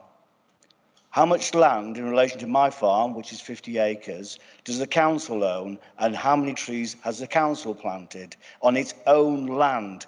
Doesn't need permission, doesn't own the peat box. I understand that. We own our own land. So I would like to know how serious the council is about climate change, because I'm getting the picture here that it does exactly the opposite to what you said. You are only giving it lip service. Okay, if I can take that question, Councillor Warnickan, in two parts. The first is I don't know how many trees we've planted. I know how many I've planted in my garden. I've only got a third of an acre, and I've planted 12. I can't tell you how many we've planted in North Yorkshire County Council. We can find that out for you, and I'll let you know. In terms of the approach of this council to climate change, in its previous guise, when it had a substantial Conservative Party majority, it passed policy to move towards being a zero carbon council. It has invested a significant amount of money in achieving that, and you can see from the report that I've provided today that we're making good progress on that. I'm sorry if you don't think that's the case, but I am very proud of the work that we're doing to try and reduce the impact of this council on the environment. Councillor Warnickan, would you like a supplementary? Always, thank you. I take what you're saying, that you think you're doing the right thing, but I think it's a tag on. And for me, protecting this planet is the key factor to our very existence. And you can't just put that on the side. And I understand the logic that some members are having about the environment should have its own department. I understand the logic from your side that every department has the climate change as a consideration. I understand all that. But these two things have to come together, because the way I see that would working is that every department has a comment or an observation on it, but it ends up being taken to a bigger committee to take that on board. And I think it's important. An example I would give you why I think it's important is because we have a report about our committees, and there was not even the word significant, there was no climate impact on the fact that we might have to increase the number of councillors by 25%, which theoretically increases the journeys in ICE vehicles by 25%. How can that have no impact? So it's got to be realistic, it's got to be honest and upfront, and don't shroud it behind it might be too expensive to do. We need to be open about this, and with the council you've got at the moment, I'd like questions from that side about this as well, so that we can work together, not work in isolation. Thank you, Councillor. Going forward on scrutiny, and I'm sure you'll be attending scrutiny meetings and holding us to account through the scrutiny system, every report you receive should have a climate impact statement, and it will have a climate impact statement. If you don't think those are genuine or real or substantial enough, you have an opportunity to say so then and to question them then. And the more that they're questioned, the more time and effort will be put into making sure that they are solid and good. So you have a part to play in doing this by raising the issue in the scrutiny committees. As to as to whether the Conservative Party or the Conservative group is in favour of action on climate change. I'm confident they are. But again, you will be in a committees with them. Our majority is modest. We will have to make sure that we take notice of everybody on this council. Councillor Sanderson, you would like to say something? No, just a question that's come out of the debate. Thank you, Chairman. I'm getting a bit long in the tooth. I remember the first campaign, which was years ago, and I think it was called Plant a Tree in '73. And my mum went along and she put her best coat on and she brought a little silver shovel and she went to plant this tree. And actually everyone was there with great jeans on and planting and shoveling away. And they got the job done. They planted a lot of trees. And so it was so successful. The next year, there was another campaign, Plant One More in '74. Great, we've seen it all before.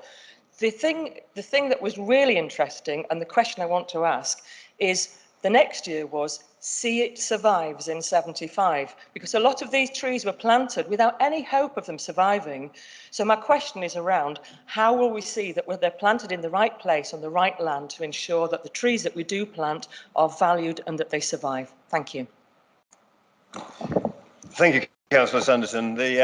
In fact, the money that has been bid for and has been got to actually do look at the species that we plant is all about that. It's all about choosing the right trees, the right locations, so that you don't just plant them, you see them grow and do the work for the environment that you need them to do. Because if they die in the first year or two, they actually are carbon positive.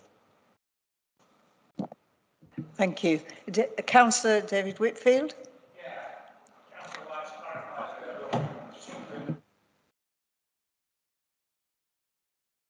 Sorry, Councillor, could you use the microphone, please? It's right in front of you. Just press the button. Thank you. Sorry. Yeah, the statement actually is a verb. So in other words, how is this?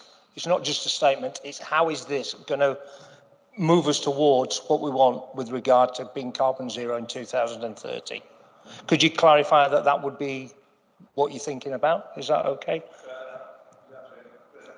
Sorry, yeah. The statement that you mentioned, yeah, you said each executive will have a statement that says this is our link to climate change. Yeah, I'm right in saying that. At the end of every paper that you receive, and every proposal that you receive, any paper that you receive on the scrutiny committee, one of the things that will be there is the impact on the climate. So there'll be a climate impact statement. So how it links to the council's plan to get there. Exactly, and whether it's going to have a positive, a negative effect, or no effect at all. And sometimes you may disagree with because they generally tend to be written by officers. You may disagree with what the officer has said, yeah. And it's absolutely your role to challenge that if that's the case. So Right. if you think that these are not strong enough, then you have an absolute right and obligation, really, to challenge them. So I might want specific statistics, for example. Yeah, you absolutely. know. Yeah. Thank you. Thank you. Thank you. I think that's all for your questions, Councillor. Right. Oh, sorry, Councillor Brown. You want another question? Yeah, I'll attempt to shorten this. Basically, given the extent of the commitment to everybody's voiced in the room, I look forward to seeing at the earliest opportunity a motion being passed about the climate emergency and a rigorous plan to actually help us achieve our progress towards that. So I look forward to a collaborative approach to get that kind of motion through this council.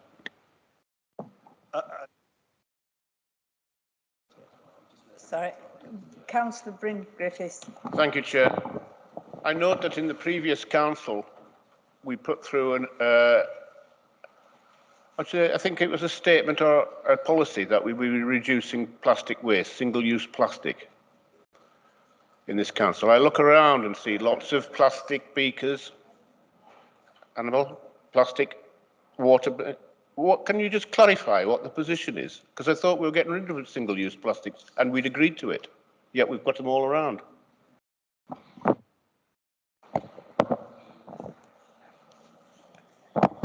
Bryn, I can't answer that question immediately. I can't say whether we're just using up old stocks or whether there is some reason why we're not doing it.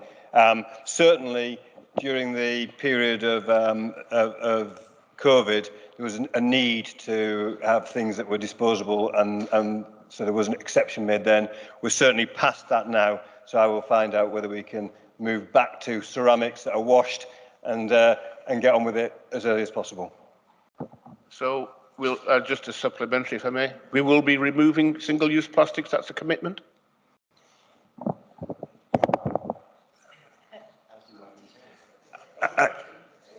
Yes, as and when we can.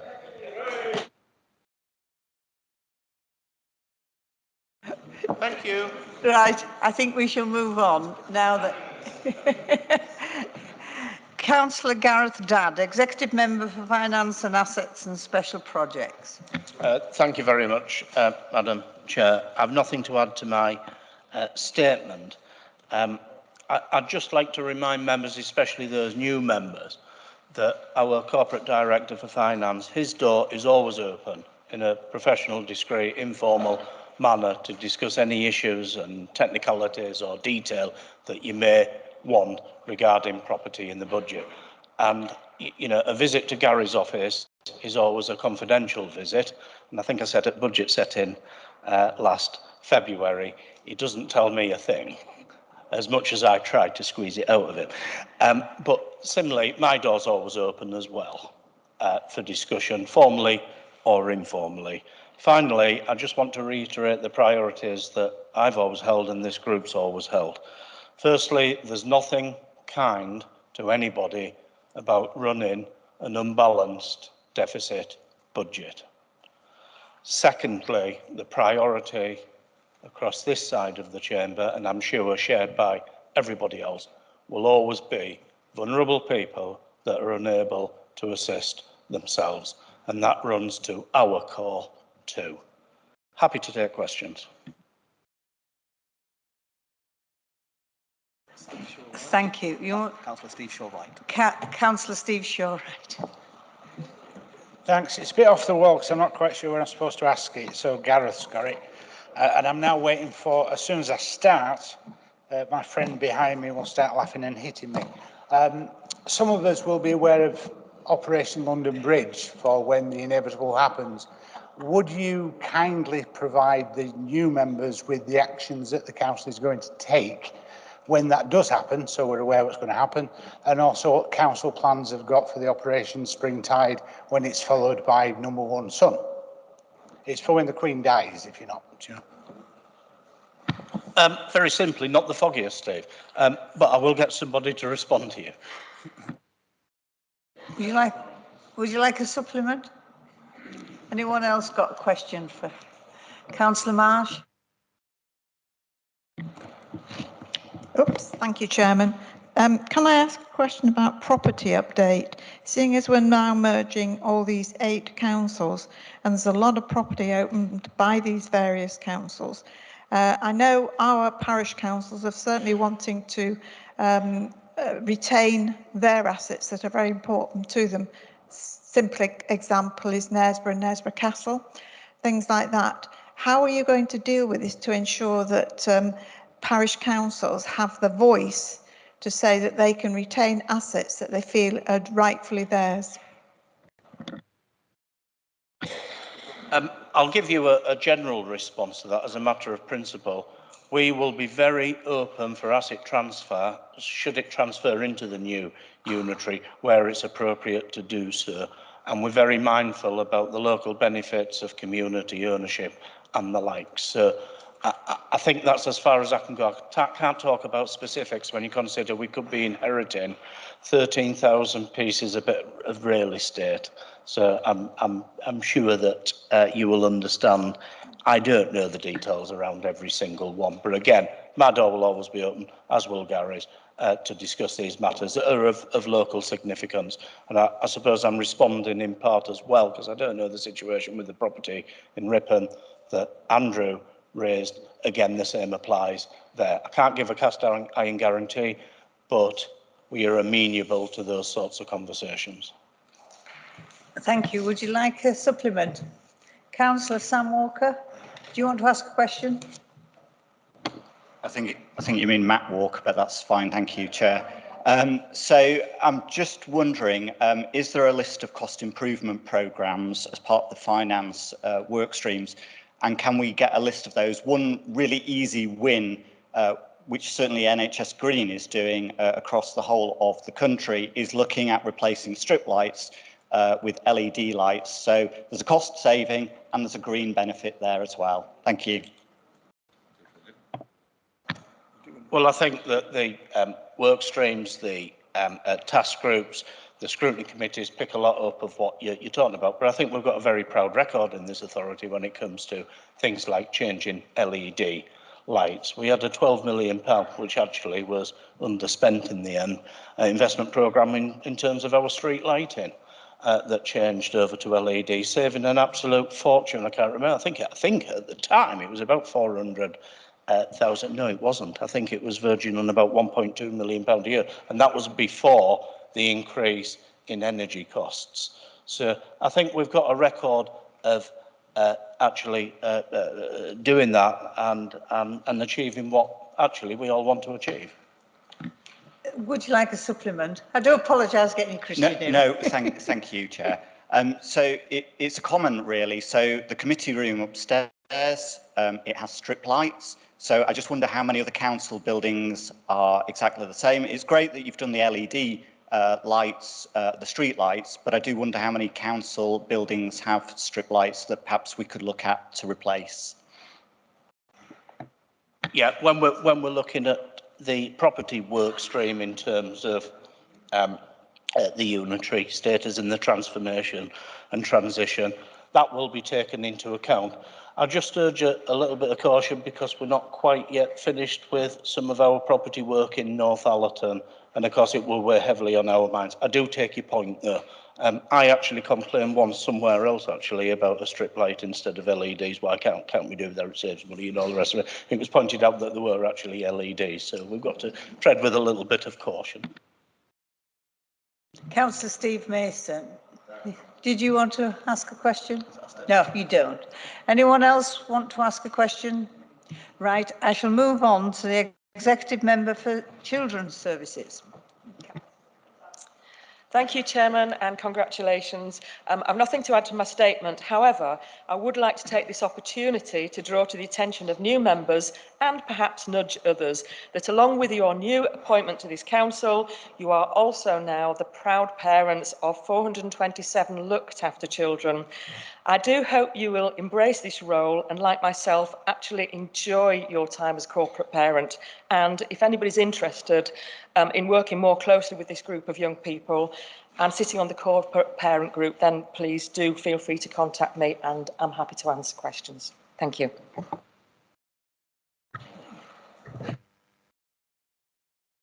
I can't remember your name, thank you, Councillor. That's okay, Chair. Thanks very much. I'd just like to ask, are councillors duty bound to have DBS checks on them now they've been elected? I'm under the impression, but I might need to be corrected on this, that they're not due DPS checks unless they work in a school and they're a governor or something like that, or take on an associated role. I've never been DPS checks and I'm not aware of any motion to actually undertake that work. Would you like a supplementary? Thank you. Anyone else like to ask a question of Councillor Sanderson? No, thank you. We'll move on to the Executive Member for Education and Skills. Thank you, Chair. I've nothing to add to my statement, thank you. Happy to take questions if there are any. Anyone got any questions for Councillor Wilkinson? Thank you. We will now move on to the Executive Member for Access.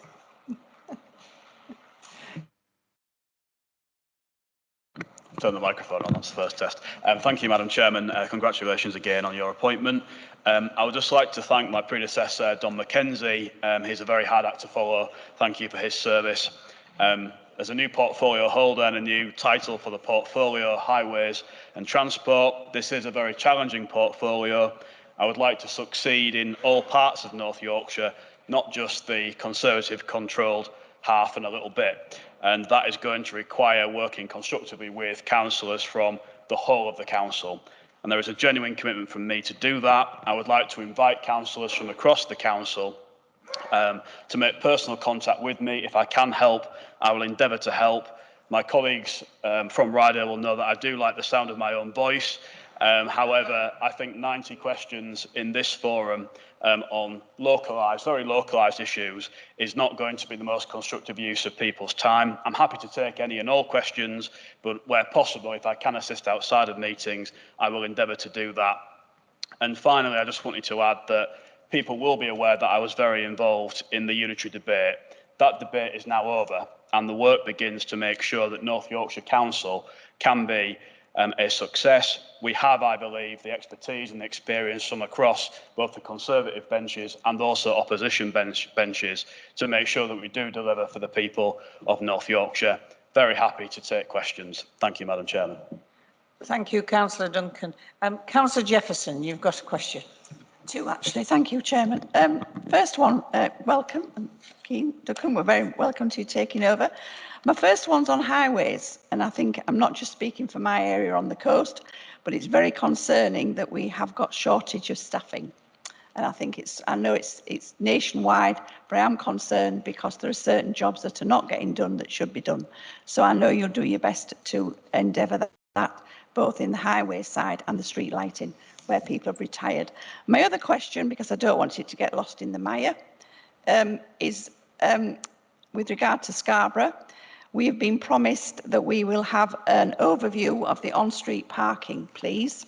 And I just want to make sure that it doesn't get lost, because resident parking in Scarborough is ridiculous. We have allocations of scratch cards of some 30,000 a year that go into 630 spaces. Lots of holiday homes, Airbnbs. So I'll just remind you and look forward to that taking place. Thank you, Councillor. Thank you, Councillor Jefferson, for those questions. I take on board the points around staffing shortages. I will discuss that with officers.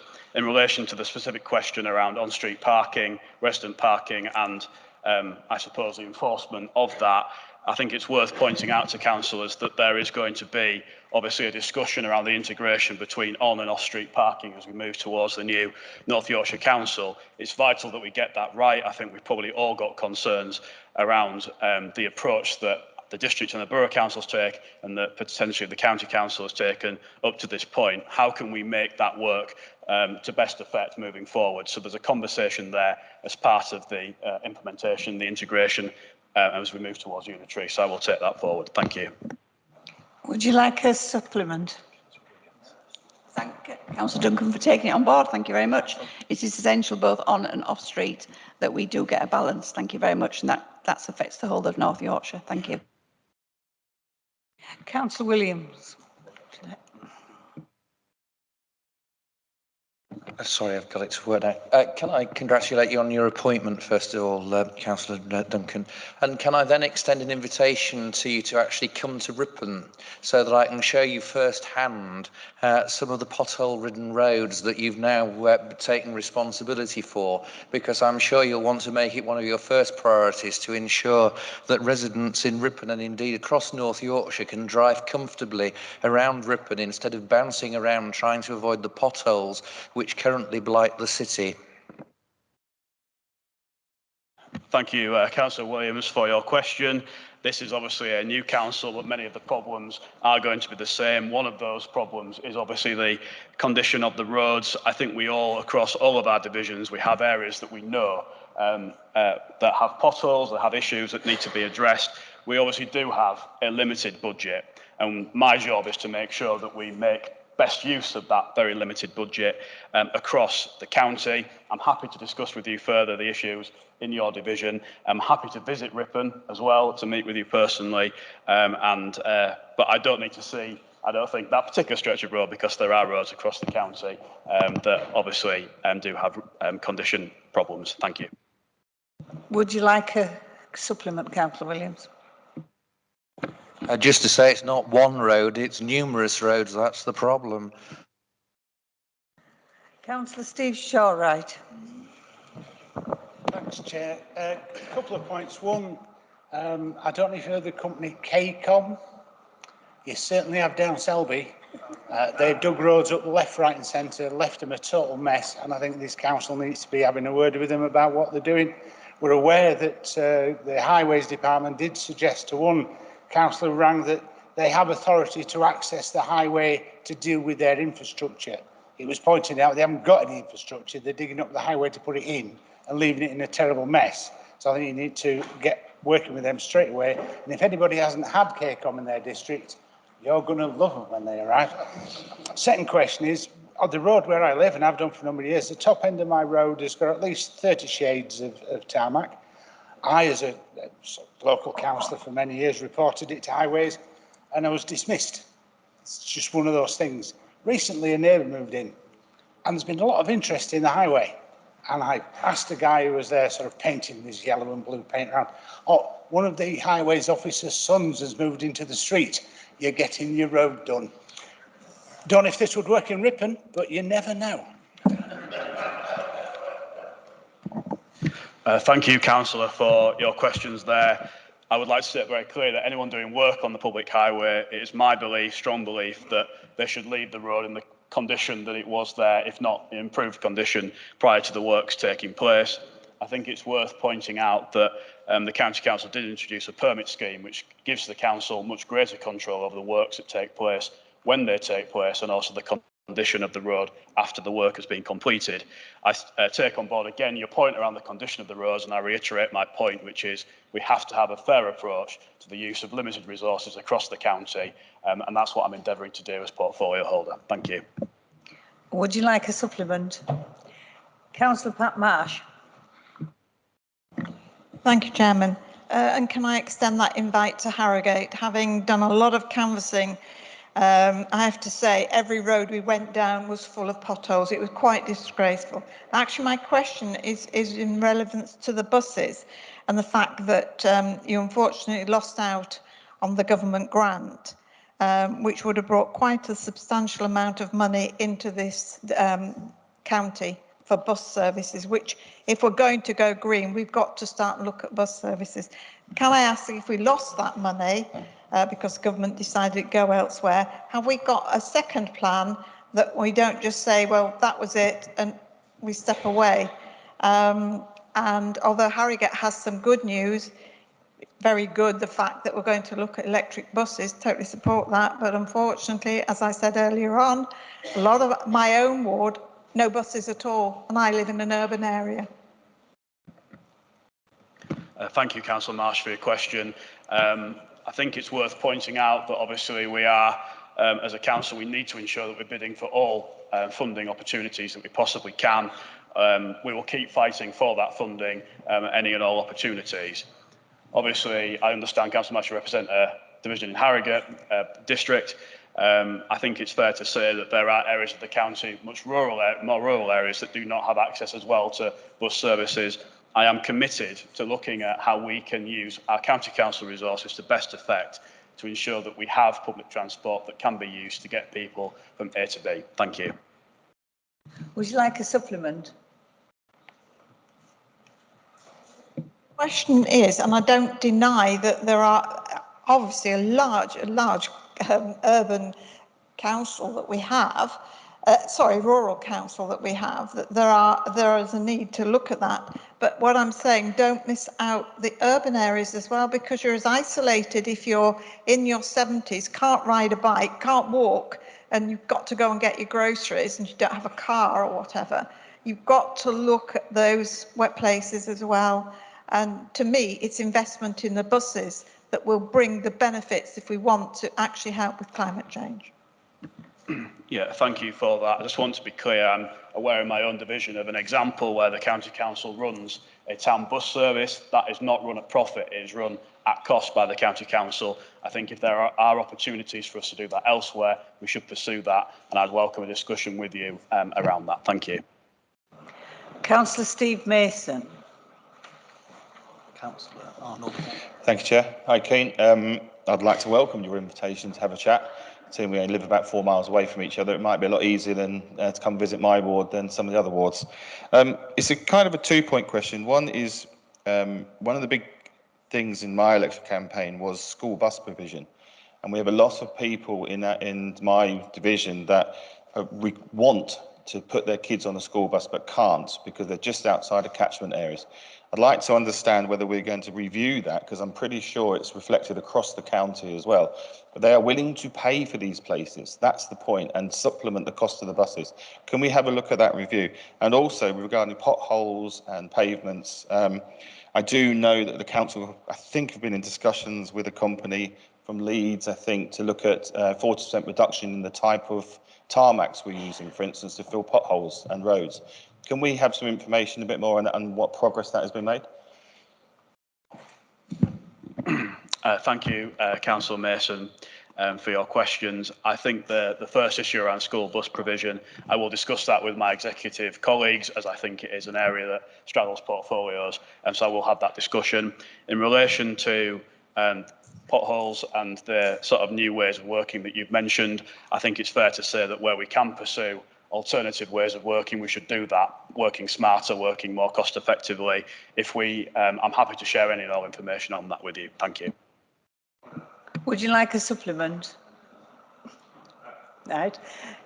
Sorry, I didn't answer the question. Do you want to have that coffee and have a chat? I'm happy to meet with the Council, Mason.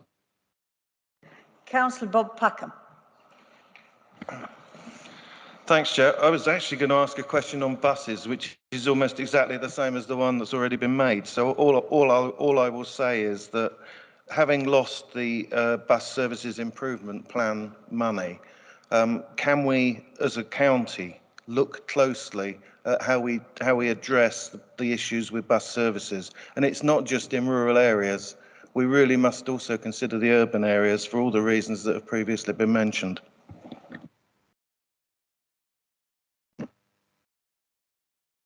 Thank you for that question. I think it's worth pointing out that the County Council obviously has a key role here, but there are also a number of partners that we can work with.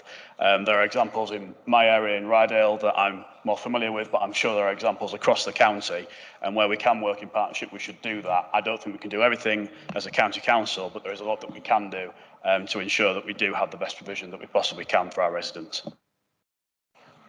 Did you have a supplement? No supplement? Thanks, yes. Well, I understand about working with various groups across the county, but what I'm really asking for is a coordinated approach, county-led. I think I made clear that the County Council has a key role here. We can lead on that, but working with partners, we will have more success. Councillor Harrison, did you want to make a comment? Oh, you want to ask a question, right? Okay, Michelle Donoghue, Macquarie. Thank you, Madam Chairman. I was initially going to ask about buses as well, but I think that's been more than well covered. What I would just ask, I appreciate the executive member's new to his role, that some attention be given to, we have in our area footpaths that interconnect villages, but they are being, basically they haven't been maintained probably, it seems, many years. In fact, at one point last year, the grass on one was so high, it was taller than myself. Now, if we're going to encourage active transport, one of the things the public do not understand is why we're not doing basic maintenance and basic cutback of grass. It's not that we're demanding lots of money be spent, but just enough to make those footpaths work. And again, it's good for exercise, it's good for well-being, and I would just ask maybe some focus be given to that, please. Thank you, Councillor Donoghue-Moncrief, for your question. I think it's worth pointing out at the moment that there is particular problems because with footpaths, the maintenance is split. So obviously the actual the surface of the footpath is obviously the County Council. Cleaning that footpath as a district council, cutting the grass nearby could be one of either tier of council, potentially parish council as well. Obviously moving forward, hopefully that'll be much more simpler for us to understand as councils and also for the public, but there is a commitment there to make sure that as we transition to the new unitary that everyone is clear about their responsibilities and that they fulfil those responsibilities. Thank you.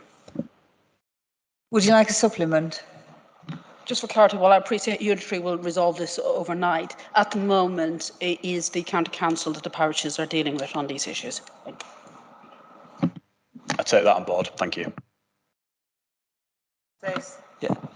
Sorry, I think there might be a request for an executive member to ask another executive member a question, which we allowed before, but it's not normally what we allow at full council. Councillor Rick Broadbent. Thank you, Chair. It's really just to reiterate the last two speakers regards the buses. I know in Scarborough and it's also we know in North Yorkshire, the bus companies, they are reducing services. So I look forward to the executive member gathering other groups and somehow solving this problem that our residents are virtually trapped in their homes and they can't walk to the bus stop that's nearest to them, which is miles and miles away. Thank you. Thank you for that question. I'm not aware of the particular local circumstance, so I'm happy to look into that.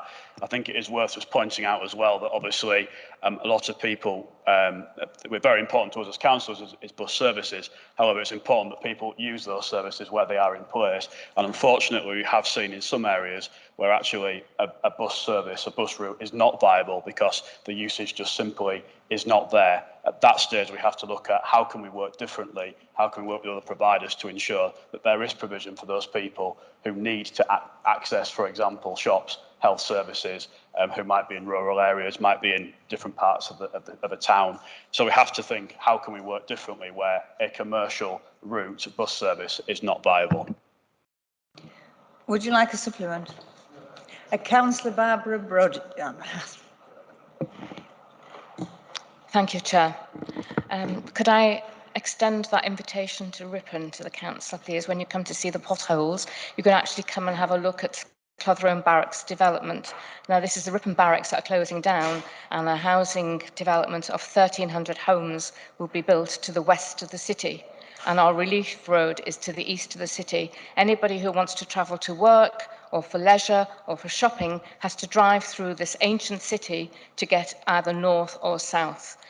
Ripon needs a positive, sustainable transport plan, which it hasn't got at the moment. So with your limited resources, I hope that you will actually come and have a look at Ripon and see that the problems that we have there. Thank you.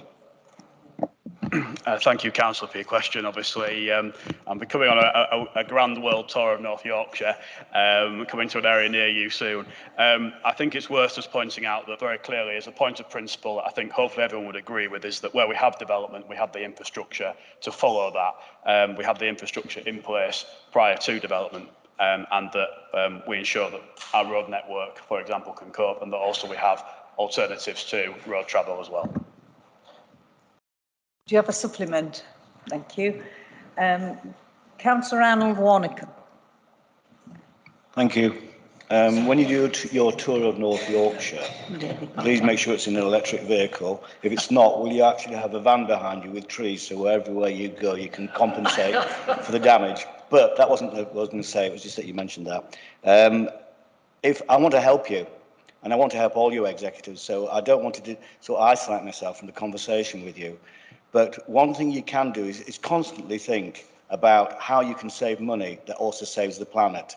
So I'm going to make a suggestion that maybe you give some serious consideration to reducing the amount of potholes in this county by reducing the speeds in this county. Because the science out there points out to the very fact that if you reduce the speeds, the impact on the road, the impact of any potholes forming is reduced, and therefore you are going to save us money, you're going to save us time, and you're going to help save the planet. So a commitment to reducing speeds, I don't know whether it's your department or whatever, but within your department, if you want to talk to somebody else across that table about speed limits, let's have it working together for our common purpose, okay? Thank you, Councillor, for your question. I think it's worth just pointing out that I welcome challenge, I welcome scrutiny, I welcome questions, and also suggestions that are constructive. I think that extends across the table of the executive. Obviously, you mentioned around speed limits. We obviously have at the moment a speed protocol that works across York and North Yorkshire, trying to make roads as safe as they possibly can be. I take on board that you're referencing sort of speed limits in the context of the environment, but I think it's worth pointing out around road safety as well. One life lost on North Yorkshire's roads is too many, and we need to try and do all that we can to ensure that our roads are as safe as possible. Would you like a supplement? Councillor Warnick. Would you like a supplement? Supplementary question. Sorry, no. Thank you. Councillor Stewart Parsons. Thank you, Madam Chairman. I'm actually going to help which is not something I expected to be doing now. For all of you concerned about bus services, and rightly so, please look at different areas of the county, because North Yorkshire County Council, I'm speaking on behalf of a long-missed colleague, Councillor Blackie, was absolutely ruddy marvellous in creating a rural bus service which is managed by professionals. I'm saving Councillor Peacock's blushes so she doesn't have to declare an interest because she is a trustee, and setting up a system whereby those buses are mostly driven by volunteers that pick up in all the local areas. We had no bus services up there whatsoever, and we now have a flourishing bus service thanks to the County Council investing, John finding money elsewhere, and more importantly, John finding the volunteers. The solution isn't always North Yorkshire County Council putting buses on our roads. We can put them on ourselves, and we could do that very effectively, and the county will bend over backwards to help us. And that's the opposition that will do that. So please give them that chance, come back with proper suggestions, worked out thoughts on how you can do it, because it can be done, and each county councillor can improve the bus services in their area simply through discussing with Councillor Duncan, but also the leader and the chief executive. And it is relatively easy. I mean, John used to go off on one every so often, but he was always very grateful for the support that he got from the ruling group, and they had many more votes then than they do now. And they enabled a very deep, or sorry, a deeply, deeply, deeply, deeply rural area to actually have a very relevant and competent bus service. So have a look at the little white bus, because that will give you a good idea on what you can do in your own divisions to help, or even just a hybrid version of that, but you can do it. We can all do it, and they will help. Thank you. Thank you, Councillor Parsons. I think that's exactly the point that I was trying to make, and the little white bus is a perfect example where others have stepped in to provide transport services. I think it's worth pointing out that I welcome local intelligence, and obviously I think we play a role as county councils in terms of promoting usage and identifying what needs there might be in our communities and feeding that back in. Thank you. Have you got a supplement or not? Nothing? No? Okay. Councillor Andrew Murdy. Thank you, Madam Chairman. I come from Pateley Bridge and Nidderdale, where the bus services have gradually diminished over the 10 years I've lived there. And of course, I understand the problem of low usage, but can I just ask the executive member to think about different ways of bringing people onto the bus services? So, for example, the first mile or first 2 miles, where you have a little car park by each bus stop that brings people to the bus service. It will require some investment to start with, but of course over time, as more people use the buses, it improves the carbon footprint of the area, but it also makes the bus services more viable. And there's a whole series of different schemes in rural areas to increase bus usage. And I'm more than happy to speak to the executive member about that. Thank you. Thank you, Councillor. I take on board your comments. Thank you.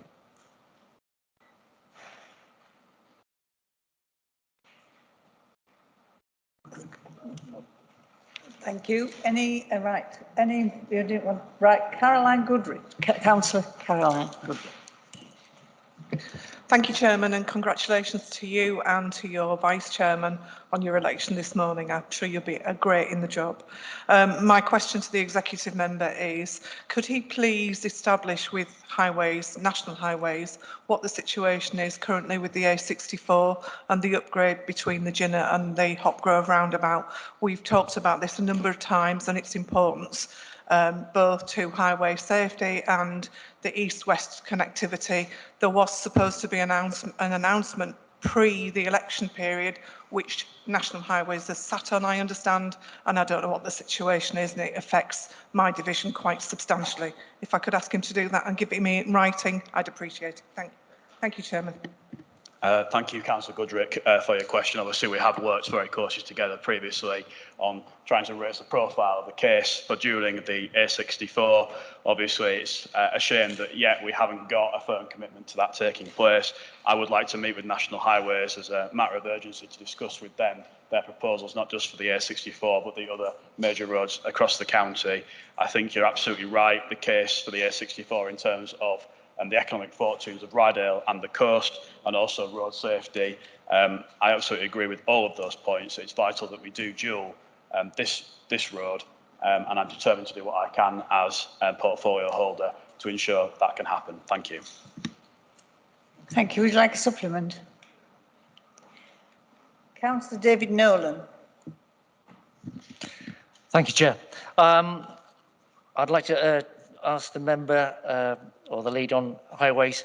Well, firstly, a comment about speeds, and 20 is plenty. I think if we widen that out throughout North Yorkshire, it'll encourage walking and cycling. I would encourage the leader to visit MC and Eastby in my new patch, where there's the road surface is so bad, I've got to cycle 2 metres out from the curb to be safe and not rattling through the curbs. And as a regular cyclist, I've had to replace 3 spokes in the last 6 months, so I know how bad the state, having not replaced anything in the previous 10 years. I appreciate it's saving money, but maybe the leader of the council could ask the Conservative government for more funding. When we get our refund from Track and Trace, it's 38 billion. I think that might pay for some road repairs. We do need, I think the one thing I haven't heard this morning is, or this early afternoon, is about the need to reduce traffic. In fact, nobody's mentioned reducing traffic will reduce the wear on our roads. Increased traffic damages roads, it damages vehicles, as somebody said over there earlier. It damages bikes too, it deters cyclists. So if we want active travel, we want people getting off into their out of the cars. The other thing, main thing I can see, the time is ticking down, because the one other thing I haven't heard this morning is car sharing clubs, encouraging car sharing clubs. There's one in Harrogate. I'd love to see one in Skipton. They claim to reduce 18 cars down to 1 for every car sharing club being encouraged. That would reduce car ownership, but encourage people that if they really still have to travel, and I'm not, as Greens, we're not anti-car. I have a car myself to get to work. We need them, many of us need them, but encouraging car sharing clubs would encourage people, giving people the chance to borrow a car when they need one and reduce their overall cost. Thank you, Councillor, for your question. There was obviously quite a few different elements to that. Yeah. I suppose the main point I will pull out of that is that I look forward to the leader asking the government for some more money, and I look forward to hopefully spending that money in my portfolio area. I think it will help us massively. Thank you. Would you like a supplement? Councillor Bryn Griffiths. Thank you, Chair. We have a demand-led pilot, a pilot scheme on demand-led buses taking place. Could you update us on how effective it is and whether it's going to be rolled out across other areas? Thank you. Apologies, Councillor, I just missed the start of the question. Could you please repeat it? Apologies. Yeah, we've got a demand-led pilot on buses. Equivalent of an Uber scheme. You ring up and the bus journeys are put together and the bus appears. How's it going? Is it effective, and will it be rolled out across other areas? Thank you for that question. I think this is an important pilot that the County Council is doing. I will be able to provide you with an update. I think this potentially, I think this will be welcomed by many county councils across their divisions, obviously subject to how it's worked out in practical terms. But I think this is exactly the type of approach that we need to be taking rather than potentially conventional bus routes. I think they're right for some areas, but in other areas, I think this is much more appropriate, particularly rural areas where I am, and obviously yourself as well. I think this could work really well, and hopefully we'll be successful that we can roll out further. Would you like a supplement? So when will we have an answer? I'm happy to provide you with an update as soon as I get one, and I'm happy to circulate that to other councillors if they're interested as well. Thank you. Councillor Sam Cross. Congratulations, Chair. Really just a a brief point. I travel between Bridlington and Scarborough with my work, and one of the easiest ways to travel is by train.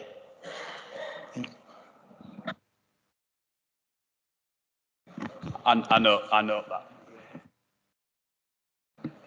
You don't want to supplement? Thank you.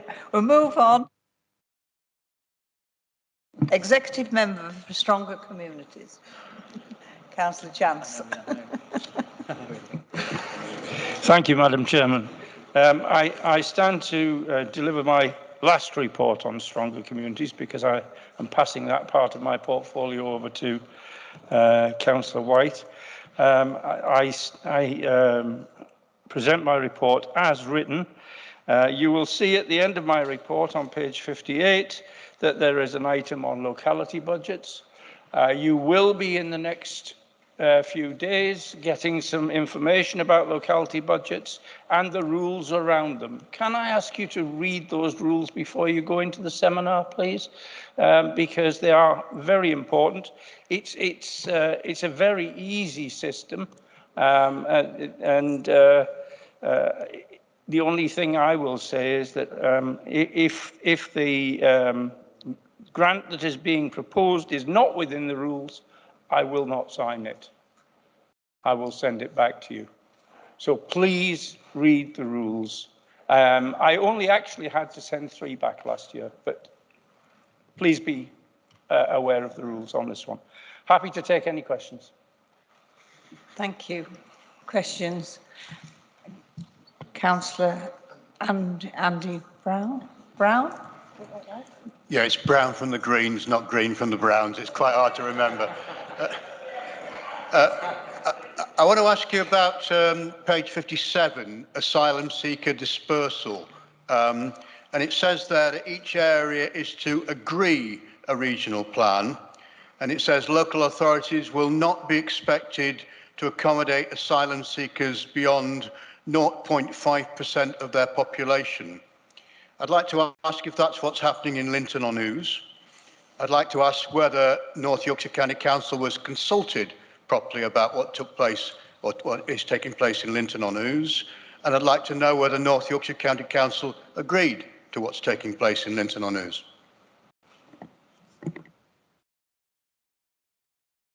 Thank you, Councillor Brown. No, we weren't consulted about what's taking place at Linton on Ouse. I was asked to attend a remote meeting or virtual meeting with the Minister 2 days beforehand, before the announcement. And I couldn't attend that meeting, but officers did attend the one in the afternoon. And that was when we were told what was happening at Linton on Ouse. I have grave reservations about putting a relocation of that size in a community of that size, and that's all I'll say on the matter. We weren't consulted, full stop. Would you like a supplement? Yes, just to say that is a pretty shocking statement, and obviously not your fault that it's a pretty shocking statement. I think we all want to see people who are refugees from conflict, who've been through difficult circumstances, dealt with appropriately and their cases handled in an appropriate way. I think we all might have doubts about whether massing everybody in one centre and treating them the way that seems to be being proposed is the ideal solution for a small village in North Yorkshire. Councillor Melanie Davis. Thank you, Chair. I mean, just to comment on that, I think the people of Linton on Ouse have, have a reason to raise some objections, but I'm sure they would not object if some families were placed there. It's sometimes the nature of who's being placed there, and those people need to be spread around. My question is on page 59, and I'm going to raise the issue of the Afghan refugees. It's great, all the stuff that's happening for Ukrainian refugees. The Afghans have been largely forgotten. They're dumped in a hotel in Selby. They're dumped in a hotel in Selby with no facilities, no buses, nowhere to go. They walk up and down the old A1. Now, I read from the report that North Yorkshire has fulfilled its obligations in housing the 25. Personally, I think that's a pitiful number, but I know it's what we were asked to do. But we could always do more. I spoke to the Chief Exec and Neil Irving about this because we just have an ongoing concern in Selby. And I apologise, I probably am going to go on for longer than I should, but I feel angry about this. Through the Town Council and working with Rachel Maskell and the City of Sanctuary of York, we're trying to get some buses together because the mosque in York has agreed they will give these people a day out, look after them for a day, allow them to visit the mosque and give them some food and some community where they can feel welcomed. We can do that once, we could do it more often, but it's a small step and it's taken a while to pull together. What's happening to those people now, I was informed by Neil Irving, was that they won't be in that hotel beyond July, which is good news, but when I asked where they're going, it could be to another hotel. I became aware of this in December. A number of us in Selby, among the church and people like that, I'm not part of a church, but there's a community in Selby who cared, and they wanted to get together and give them some kind of gifts for Christmas. At that time, they'd been told they would be out in 2 months. We're now nearly into June and nothing's happening, and now we're talking about July and all we're talking about is moving them into another hotel. I appreciate this probably isn't North Yorkshire's problem, but it's all our problem. These people risk their lives working with us, for a government I have no time for, but I consider myself responsible because it is my government. And I really think that we have to, as strongly as we possibly can, as individuals and an authority, put pressure on them to do something about this and help these people settle here. You are rather over your time, and what is your question? My question is, what are we going to do about it? I really think we cannot ignore it. My suggestion is, and we do through the Town Council, working with now independent Councillor John Catanack, in the summer we subsidise buses via Arriva to take our young people during the summer holidays. It is possible to do that. Doesn't cost very much money. So I asked Neil if we could find some money so that once a week on a Monday we can take these people into Selby. We will give them a welcome. The market is there. But to subsidise until they're gone, taking them into Selby. It's not going to cost a lot of money. It can't go through thousands of committees. It has to be an emergency. But they've put up with it too long. As well as yours. Thank you. Okay, Councillor. Thank you, Councillor. I share your concerns, and I've shared these concerns right from the start. We have told the Home Office that the hotel was totally unsuitable. We continue to tell them that the hotel is continually unsuitable.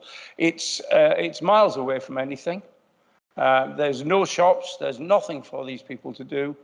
And I share your concerns there.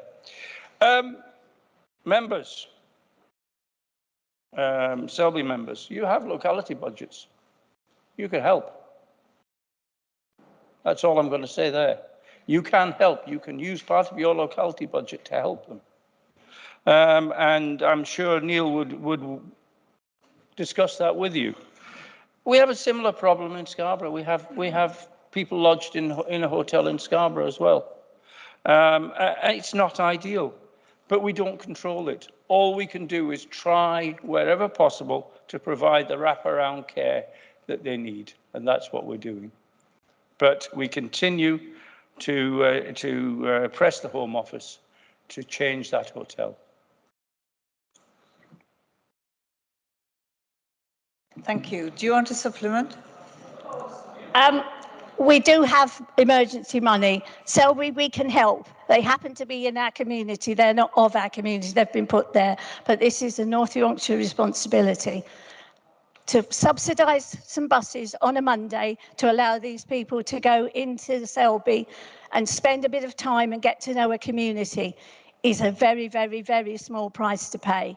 And it's all that I am asking for. And I really think that if I went round and asked each individual, they would say yes. But we can't take years to do this.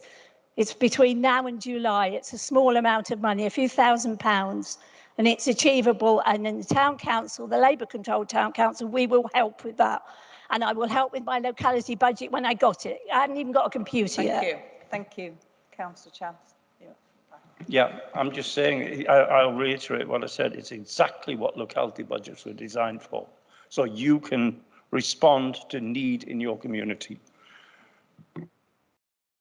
Councillor Peter Lacey. Last night I was privileged to be at the rehearsal of probably the best brass band in Knaresborough. It was great to see a lot of people back in community groups. But we were reminded by our conductor that many other groups in Knaresborough, and I'm sure across North Yorkshire, struggle to come back from COVID. And my point is just one small one, and perhaps because I congratulate all the work that was done and involved myself in the community support organisation, but the withdrawal of free lateral flow tests in April did actually disadvantage those who are most vulnerable in our communities, who are most cautious about coming back out into community groups and similar. So my simple question is whether in the Stronger Communities network and the likes, whether some facility can be given to reassure those who are particularly vulnerable, perhaps wanting to visit elderly relatives in care homes. I'm fully aware of the situation of COVID, having worked in the field for the last 2 years. I know it's sort of gone, but not gone. We made the mistake in 2020 of thinking that there wouldn't be variants. We just need to be vigilant. And at the moment, in helping people come back into community, I think the reintroduction in a very focused way through Stronger Communities and local community support organisations could be just a signal that will help a small number of people reintegrate into communities. So my question is simply around lateral flow tests being made available in small numbers to those who are most vulnerable through community groups. Yeah, I can reiterate, just confirm that care settings have lateral flow tests, but not brass bands. That's the problem. But care settings do. I don't have a simple answer to that one. Could I take a brief supplementary? So the point wasn't in care settings, but those who wish to visit care settings, they do not have access to free lateral flow tests, nor those who wish to re-engage with community. So I acknowledge I know exactly where lateral flow tests are available, but they're not available to a small number of people who are becoming more and more isolated and lonely. I'm going to defer to my colleague for health and adult social care on that one. Councillor Arnold Warnaker. Thank you. I don't know the protocol, Madam Chairman, but what I'm about to speak is Linton and Ouse, and I know that I had a telephone conversation with the member that is actually in that division, although I'm on the other side of the bridge, and I saw he put his hand up, and I'd like to let him go first, if that's possible, and then come back. Is that possible? I want to work with everybody in this chamber. I don't want to work against them. Can the Conservative member speak before me, because it's his division? Thank you. Okay, Councillor Malcolm Taylor. Yeah, thank you, Madam Chairman, and thank you for giving way to allow me to speak. Yes, I am the member whose division RAF Linton Ouse sits in. This broke during the election campaign and has taken over pretty much every minute of my working day ever since, and is still ongoing. And if anybody's read the front page of the Yorkshire Post this morning, they'll see the latest updates following the District Authority's AGM yesterday. This is a really, really serious issue. The population of Linton on Ouse has dropped now to about 600. We were notified yesterday by the Home Office that they have now fast-tracked the proposals, and we expect the first asylum seekers to be on RAF Linton on Ouse by the 31st of May. There are members of the Home Office are attending the parish meeting tomorrow night. There is a demonstration planned which will be featured largely by media, because this isn't just a local, regional or national story, this is an international story. And the point I want to make, I don't want to go on, I could stand here all day and talk about RF Linton News and the challenges it brings us. I'd just like to ask the executive member if he could try and support us, both the district authorities, the parish councils. We do need some help, and I think North Yorkshire County Council has got a part to play in that, and I would welcome dialogue and some support where the County Council can assist us. Thank you. I'm happy to confirm that I'll give you any support I can. Would you like a supplement? Councillor Warnecan, would you like to speak now? Thank you very much. I actually have stressed that I don't want to make any enemies, but I think we are burying our head, because whilst we don't have a wealth of powers to make a difference here, we are talking about abandoning a community that's in North Yorkshire. The people of Linton-on-Ouse and Ouseburn and the Dunsworths and the neighbouring villages feel abandoned. You just have to go on their social media sites to see how they feel about the lack of support. And yesterday it said the politicians have left us alone. I went back and said, I happen to be a small-scale politician and I haven't left you alone. I'm standing by you on this. I'm asking the executive member to not stand up and say, I've said what I think about this. I'm asking the executive member, will he take on board the mood of this meeting that we need to come out and support our community, and we need to come out and support asylum seekers. I'm ex-military. I maybe have worked with some of those people going there as interpreters.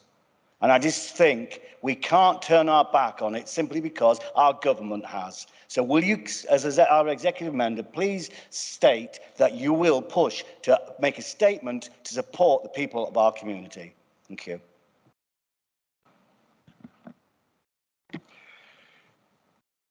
I think it's absolutely crucial that we know what we're talking about here. We're talking about a lone male asylum seekers being sent there. We're not talking about families. We're not talking about Afghan interpreters. They all come in on a separate scheme.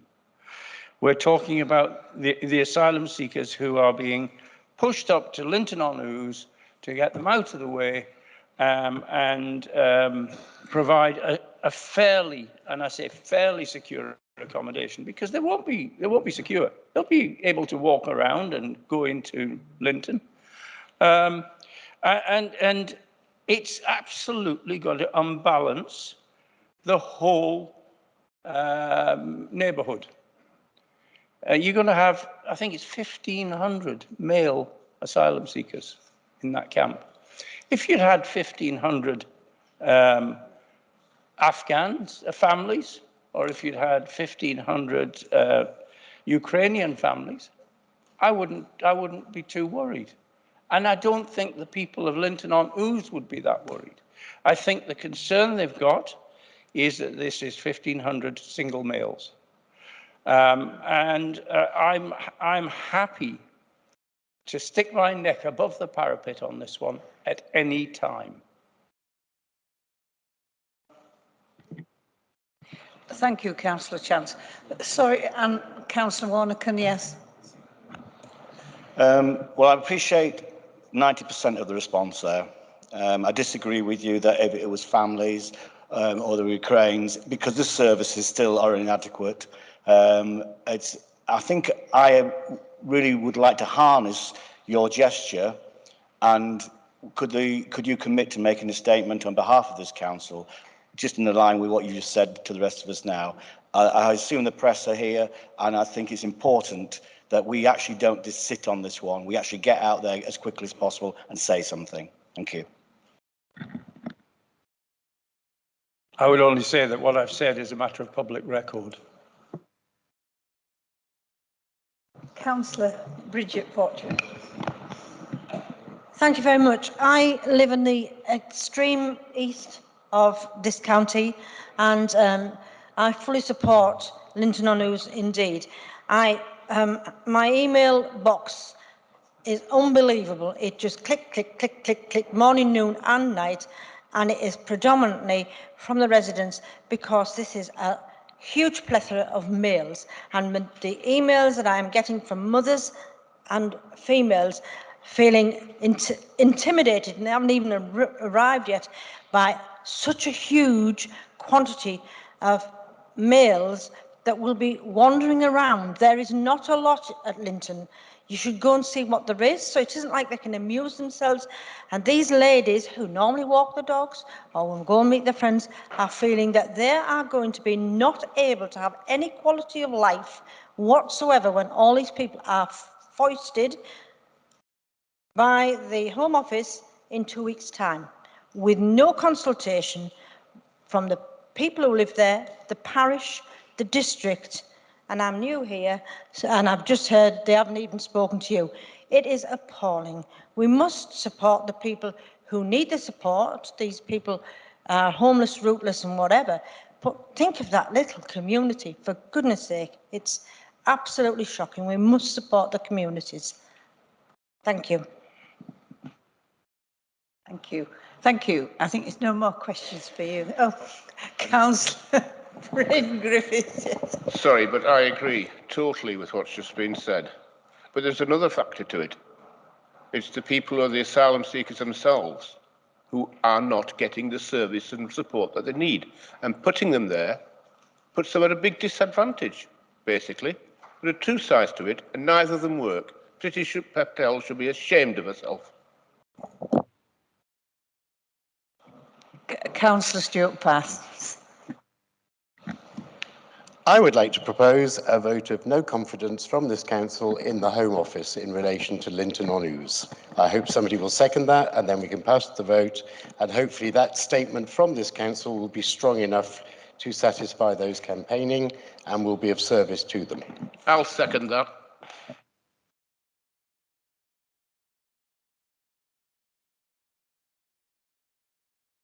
For Councillor Les, it's a vote of no confidence in the Home Office, so I'm not targeting Pretty. Item 14 is notices of a motion. You are.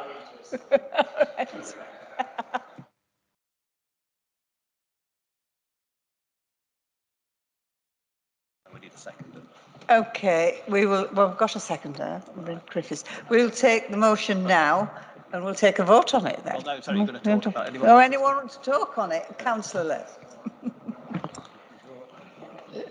Chairman, I've got a problem with Stewart's motion because it's just so all-encompassing. You know, what part of the Home Office are we not having confidence in? I have a lot of confidence in a lot of things that the Home Office do. With regard to Linton on Ouse, I share all the concerns that have been expressed in this council chamber today.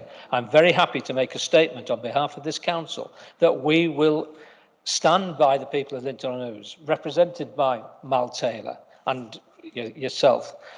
But we will send a message to the Home Office. We will support Hambleton District Council's quest for a judicial review on this matter. But I just don't think I can support a blanket, we don't like the Home Office. We don't. Repeat it, Stewart. But I said that we have no confidence in the Home Office in relation to their proposals for Linton on Ouse. That leaves all the rest outside of it. It just means that we're not happy with the way they're dealing with this, and therefore we're showing our displeasure. Okay, I'm very happy to support Stewart's comment that we are not happy, we have no confidence in the Home Office in relation to the actions that they're taking with asylum seekers at Linton on Ouse. Yeah. Councillor Lee, you don't want to say anything now, right? Councillor Brown, do you want to say something? No, I think now that it's receiving wide support, that would be good. Could I just ask people to consider the alternative between a press statement and a proper motion from this council? And I think a proper motion from this council will have real weight. Councillor Duncan. Thank you, Madam Chairman. It's just really a procedural question around, obviously this motion has come without any notice on the executive members' report, if I haven't lost where we're at in terms of the council procedure. So I was just wondering if we could get a view from perhaps the monitoring officer or yourself after discussion with him about motions arising without notice. So this is a motion without notice, which I think the chairman has allowed as part of the exec question. So I think with the will of the chamber, there's the ability to have an agreement that that would be supported, and a letter would be written to the Home Office on that basis. We've got Councillor Wheel. Councillor Wheel. I was just actually going to say exactly the opposite to what the legal officer has just said. I do not believe this is a motion that can be taken. It is on just a single portfolio member's report. It has not been given with specific notice, and I don't think it should be taken today. And I think the best way forward is what Carl suggested as leader, which is that he will take this up on a personal basis, which would be the way out of this. Sorry, perfectly true. You may not like it, but it's true.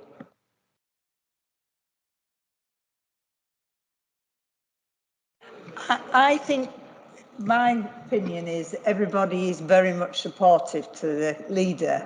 So I think we could take a vote on that a letter could be written. What do you think, Councillor Parsons? Are you quite happy with that? I would love us to agree this motion. It sends the strongest message from this council that we are opposed to what the Home Office is planning to do at Linton, and that we need that opposition is based on their desire to flood a number of local communities. End of story. And I think the sentiment in the chamber is very much in agreement with that. Thank you. Councillor Les, do you want? Chairman, I'm very happy to do that on behalf of the council. You know, we all agree, I think, in this chamber that the way that the Home Office has handled this is not acceptable. Very happy to send that message to the Home Office on behalf of North Yorkshire County Council. Councillor Andrew Lee, do you want to say? You don't? You don't?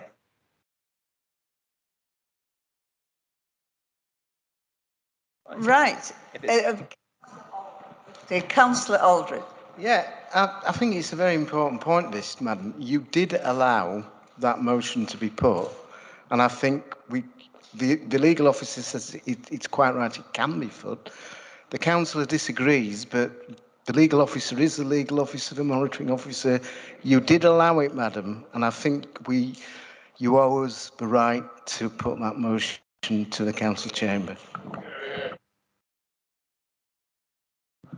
Right, thank you everyone. So we will now put this motion to the council chamber, and I'll ask all of you that are in favour of the motion. Oh, sorry, I think before we go to the vote, Sorry, Madam Chairman, but I think we need to be clear, because I have no idea what am I putting my hand up for or against, and that's why, you know, I actually think I don't want to challenge your authority at all, and will follow you entirely. Councillor Les's suggestion, along with Councillor Wheels, made sense. We've got to understand on our papers what it is that we're being asked to vote on and what the message is. My hearing's not great today. I've no idea what I'm being asked to put my hand up for or against.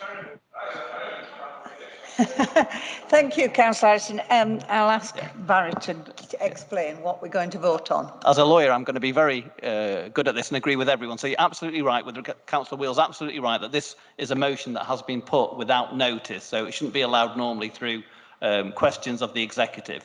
The Madam Chairman has the absolute discretion with regards to allowing motions, so it is within her discretion to allow it. I think there was some confusion about the actual wording of the motion because we don't have it in writing, because it started off a vote of no confidence, but I think the leader suggested that he writes to say they're not happy with the actual proposals with regards to this area. So I think we do need to be clear what the actual motion is and whether the chairman will allow it. The motion is that this council has no confidence in the Home Office in relation to the actions that it is trying to undertake in Linton. That was all I asked for. The rest of the Home Office can carry on. I mean, obviously, I wouldn't mind having one against Pretty, but that's not going to happen. So I'm trying to be gentle, conciliatory and kind here so that we're not seen as beating up a female member of the government. Councillor Griffiths first. Councillor Griffiths. Thank you, Chair. I think this is an opportunity to have a recorded vote. Is this possible? Or are you happy as it stands, Stewart? Just a vote. Okay, I withdraw that. Councillor Dan? Yeah, I'm going to make it absolutely clear. I support everything that the leader said, and I think that I suspect the majority within this chamber, the feelings that they're purveying as regards Linton on Ouse. I actually live near Linton on Ouse, so I understand the situation. I can understand now very clearly what the motion actually says, so I'm happy to support that. I just want to make a general plea, really. It's now is that 2:30? 1:30 in this chamber, and I just would hope and pray that this chamber doesn't descend into political grandstanding forever and a day. I understand that there's been an urgent need for feelings to be expressed over this issue because there's been developments very late. But I would just ask, and it's a personal plea, that all members respect the functions of this council at full council. I hear a lot about trees, as important as it is, a lot about local highways issues, as important as those are, but there are structures and means behind this chamber that members can take if they are genuinely interested in those local issues that they can follow and pursue. And this chamber is here to deal with the substantive policy issues. And that's just a personal plea at this stage, Chairman. Councillor Duncan. Yeah, thank you, Madam Chairman. I think it's just echoing some of what Councillor Dadd has said. I think there is the issue here around Linton on Ouse, and I think we've all got great sympathy, obviously listening to what Councillor Taylor and colleague behind me had mentioned. I think there's also, separate to the issue, there is the procedure here. And obviously there has been debate amongst members around that procedure. I recognise your right as chairman to allow your discretion to allow a motion. However, I do feel concerned that if we are setting a precedent that we are allowing a motion at any point, at any stage of any council meeting moving forward without the appropriate notice being put forward, I do worry about good governance and decision making for the council as a whole. And I personally do feel very uncomfortable for a motion that, in my opinion, should have notice put forward, coming forward without that notice to allow proper considered judgment. I am concerned around that, and I don't feel that at this stage I would want to necessarily take a vote on the motion that's been put forward. I think the leader has put forward a pragmatic way forward, which is he's happy to write to the government and make the feelings of the council clear. Councillor Lee.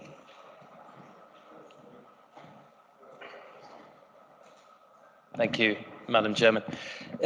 Yeah, I mean, the comments have been made. This has sort of been, this was a report by David Chance as executive member. I'm very concerned with what I've heard about the proposals at Linton on Ouse.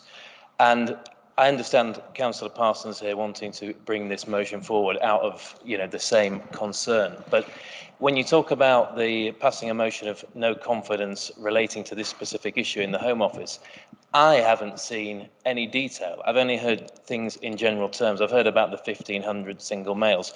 I haven't seen the detail. I don't know if anyone else has. And to go back to what Michael Harrison was saying, I'm not entirely sure what I'm voting on. I understand the wording, but I don't know what's behind it, and that concerns me slightly. I'd like to have a bit more detail. I completely support the people of Linton on Ouse and their concerns, but it's something that we need to be clear on what we are voting for. And I think the motion brought in, I fully support bringing motions to the council, but perhaps not hijacking it just in this way. I think we need a bit more detail. And I support the leader writing to the Home Office and expressing in the strongest possible terms the concerns of everyone in this chamber and supporting wholeheartedly the people in Linton on Ouse.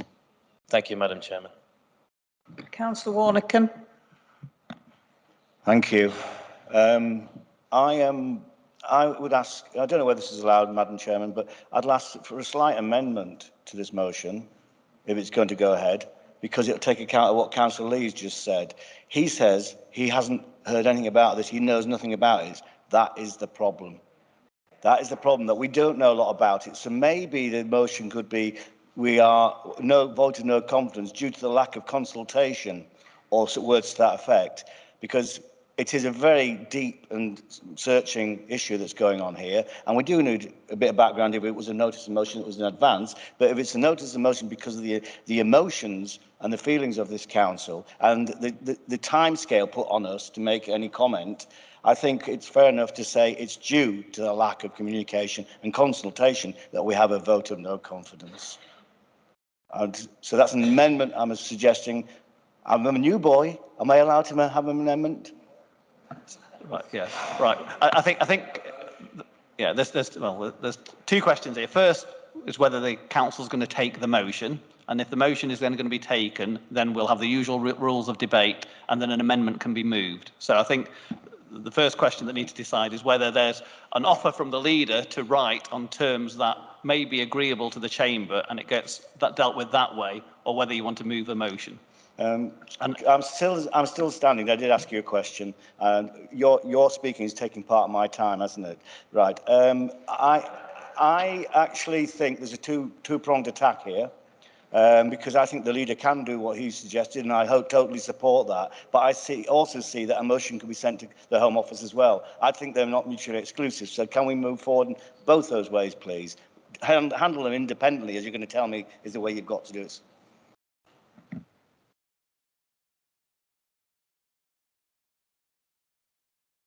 Right, Councillor Parsons, I'll come back to you before I... Thank you. I promise I won't do it again. I've never seen anything like this in my life. And I've been here with people like John Blackie and John Clark. I'm happy with the suggested amendment to the wordings due to lack of consultation. That refines it a little bit more. What I want this council to do, and happy for the leader to write a letter, is actually send a very, very strong message of support to the local communities that are fearful of what is happening. That fear is based on lack of communication and lack of information as to how things will be controlled and managed. And I think if the council votes on it, and I do hope we are still voting on it, we would be sending an incredibly strong message back to government, the Home Office, and then a strong message from the leader as well. It can't hurt, it can only help. But our most important function is to support our local residents. And okay, there are not many millions of them, so no party is going to come out as a winner in the next election on this. But our job is to support residents and look after them. And at the moment, what is being proposed for those communities is not supporting them and not looking after them. And so we have to stand up for them. And I just hope you will all be prepared to stand up for them and vote in favour. I'm not criticising individuals, I'm not criticising individual officials or anything like that, just the cack-handed way this has been handled. Can I ask Councillor Chance to come in first, because it was his questions that's caused all this. Thank you, Madam Chairman. I hear everything that's been said, and maybe it is slightly out of procedure. But I actually support what Stewart's saying. Surprise, surprise, Stewart. I fully support you. And I think, quite honestly, on this occasion, you've made your ruling, and I think we should go to the debate. In fact, I would even just go straight to the vote personally. Councillor Foster, did you ask to speak? No? All right. Councillor Shawright.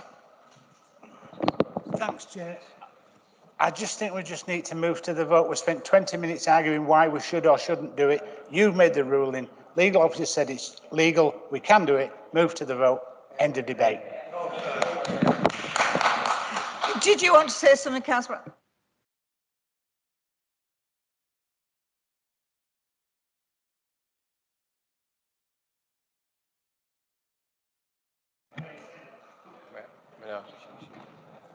Sorry, Bryn Griffiths. Bryn, yes, Griffiths, sorry. As seconder to this motion, I'd just like to say a few words, if I may. Within 13 days, 60 young males will be descending on Linton and News.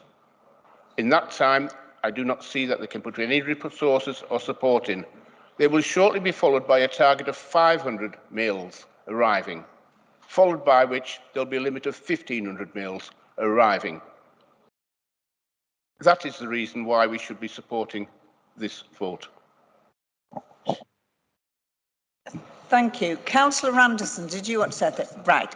I shall ask Barry to read it out, and then we can all know what is saying. Right. Did you want to say something? No, fine.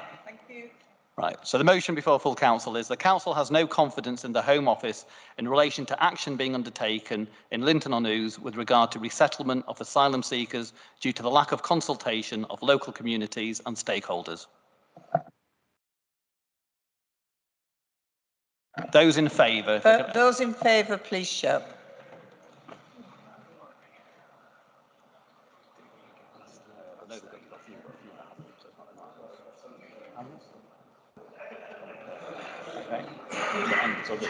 And also those against? Those against? And any abstentions? 6 abstentions. 7 abstentions, that's passed. Right. Thank you. That motion is passed.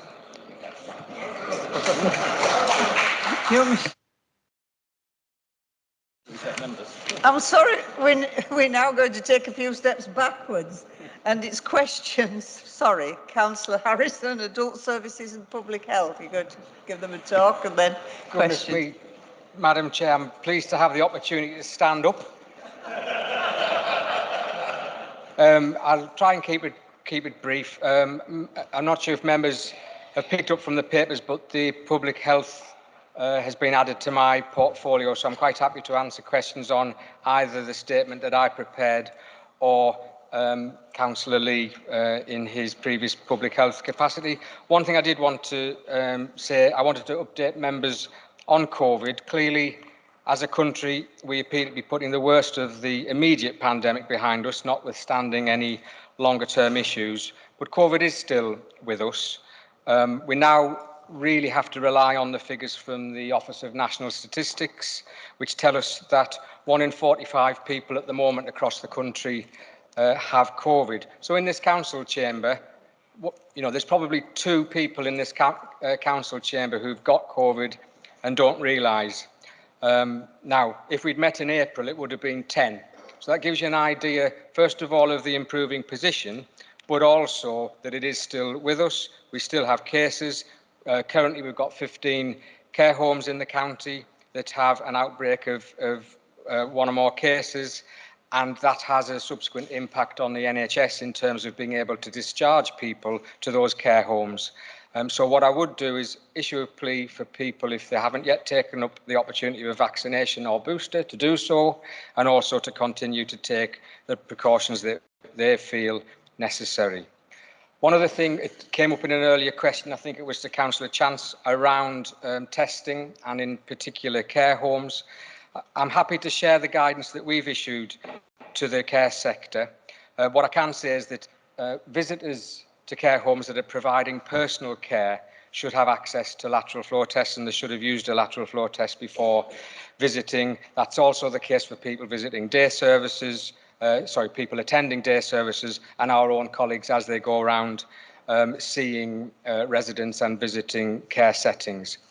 We did look at a local lateral flow scheme, but I have to say we came to the conclusion, where would we draw the line and at what cost would implementing a local scheme be? And I think it's fair to say that that was outside of our appetite. So at the moment we are following government policy. We've got a permanent health protection team in place to offer advice. And as I said, I will distribute the guidance that we've issued to the care sector round members so they can see what it is immediately after this meeting. Thank you, Councillor Harrison. Has anyone got any questions for Councillor Harrison? Councillor Goodrich. Thank you. May I ask the executive member if he's prepared to raise the issue about ambulance blocking in hospitals where we can't get patients into the hospital out of the ambulances, and then the ambulances can't get out to do the job, because I'm really concerned that they are a very important safety service for our residents who are not getting that service at the moment because they're simply not being released from the hospitals, and it's of real importance to the community. Thank you. Thank you, Madam Chair. Thank you for the question. It's a real issue, absolutely. I've already spoken to Yorkshire Ambulance Service on that subject. They are fully aware of their own service performance at the moment and the impact that that is having, and it continues to be a regular subject on meetings, both of the Health and Wellbeing Board and the Integrated Care Partnerships, where Yorkshire Ambulance Service are there. What I would do, I mean, whilst I am already raising it, I do think as post-pandemic we see where we settle, I do think that's something that I would ask the new chairman of Health Scrutiny to put on, to see what the real situation is, how it's improving, where the hotspots are. There's no doubt that it's a very small circle whereby if you've got a care home that can't admit residents because it's got an outbreak, then hospital discharges are stymied. If hospital discharges are stymied, accident emergencies are blocked, and you know it's not a long journey to see the ambulance stuck on the forecourt and then the ambulance response times there. So I'm certainly aware of the issue, continue to raise it, and thank you very much for bringing it to this forum. Have you got a supplement, Councillor? Councillor Steve Mason. Thank you, Chair. This is a quick question. I wasn't sure which exec member to ask this one, but are we doing some work with the current cost of living crisis on supporting the actual carers? I do know a lot of people that are providing care in the community at the moment are starting to struggle with the cost of living crisis, particularly in transport, as a real factor in their decision to continue. So what we did do for the care sector in the new year, actually we brought forward a pay rise for 16,000 care staff across the county, not just county council employees, and we're just increasing the rates that we're paying across the care sector, both for home care and residential care. There's two things. There's what we can do within our budgets and what I would term the structural reform of the care sector that is needed to raise the profile of working in the sector, that it be considered a more professional employment with the terms and conditions that support that. That is the way out of the challenges within the sector. We'll do our part here, but we need central government to see through on their promise to reform the sector. Would you like a supplement? Only really is whether we can look at helping them with some of the expenses, not just their wages, particularly in travel expenses. I do know that is a major issue. I do recognise that. We currently spend just short of half of the entire budget of this county council on my directorate. So this whole council will have to make some tough decisions about where the money that we've got goes. So, you know, at the moment we're spending best part of £170 million a year, nearly 50% of our entire budget on the sector. I don't have any wriggle room at the moment to increase that, but I do recognise the challenges. We have an approach within the directorate where we have benefits maximisation teams working with individuals to make sure that they're claiming everything that they can towards whatever costs that they are incurring because they need care. That will continue. Specifically, can we change our policy on travel costs? I can't just do that on the floor of the chamber, but I do recognise the issue. Thank you. Anyone else like to ask Councillor Harrison any questions?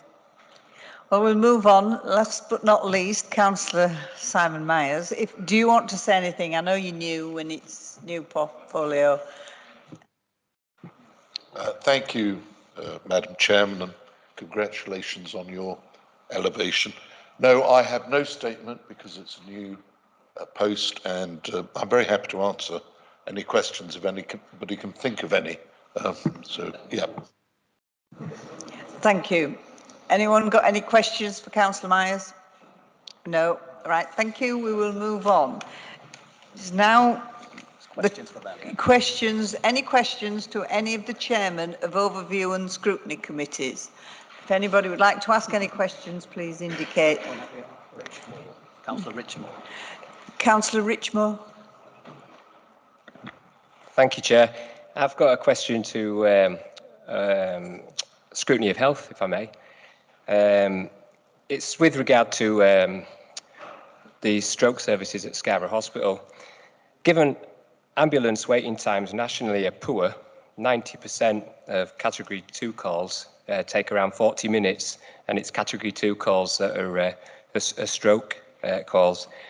The Scrutiny Committee was told that a notable proportion of patients are still self-presenting to Scarborough Hospital and with A&E, to Scarborough Hospital A&E with stroke symptoms.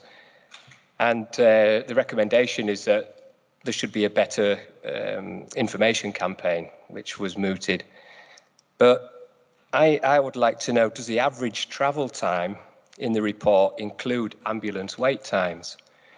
Because for members, you should be aware that the average time claimed by the Trust for patients displaying stroke symptoms is 1 hour, 3 minutes along the A64, which we've already talked about today.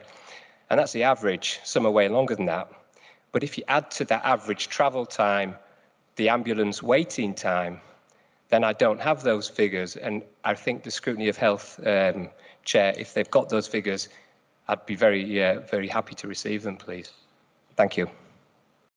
I understand you're new to this, Councillor Lee. So, do you want to answer? Thank you, Madam Chairman. And my colleague here makes some very valid points. I am indeed brand new to this role. I take this opportunity to pay tribute to John Ennis, my predecessor, who I believe served the committee well.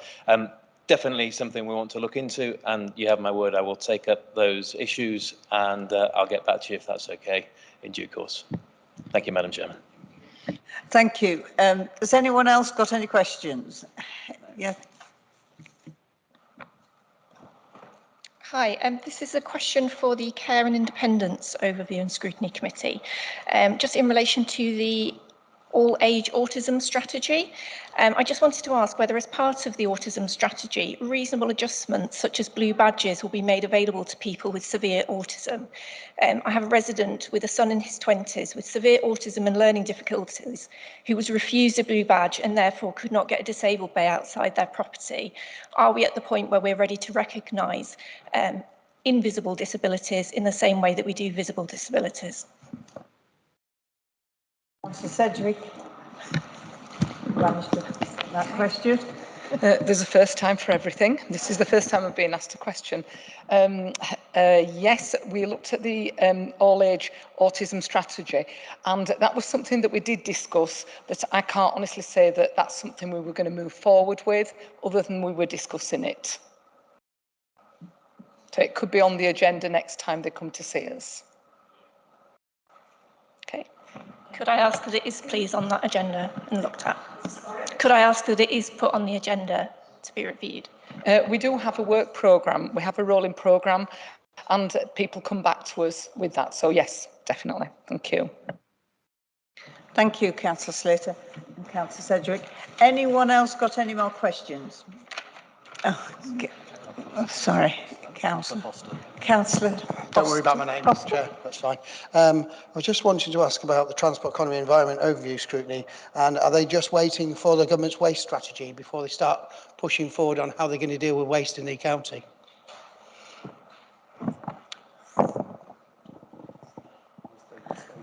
Sorry, Councillor Staveley. Thank you, Madam Chair.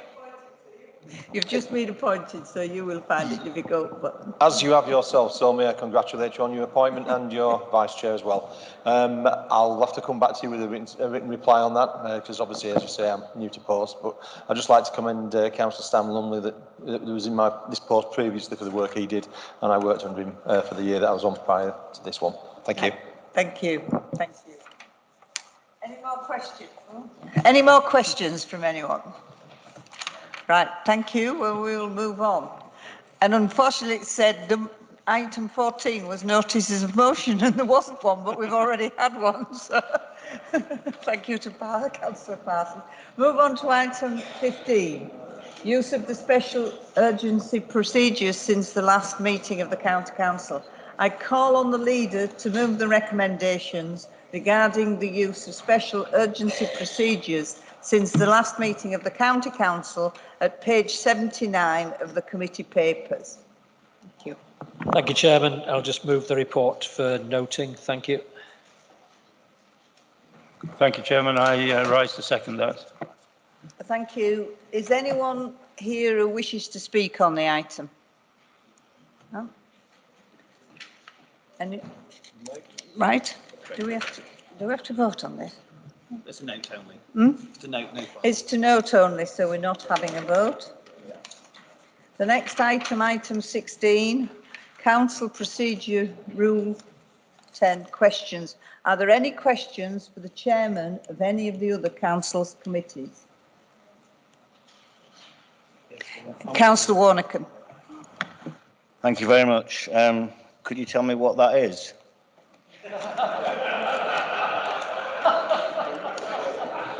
And then I might have a question then.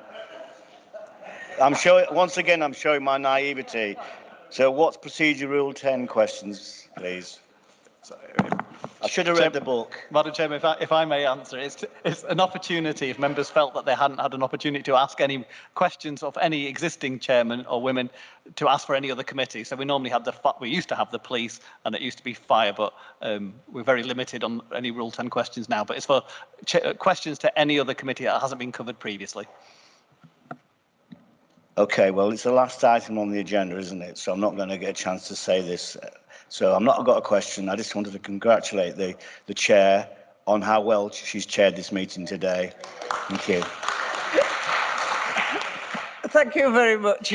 As I say, time's gone by, so I might have cut you short on the question. And this is the end of the meeting, and thank you all for attending, and thank you all for your good wishes.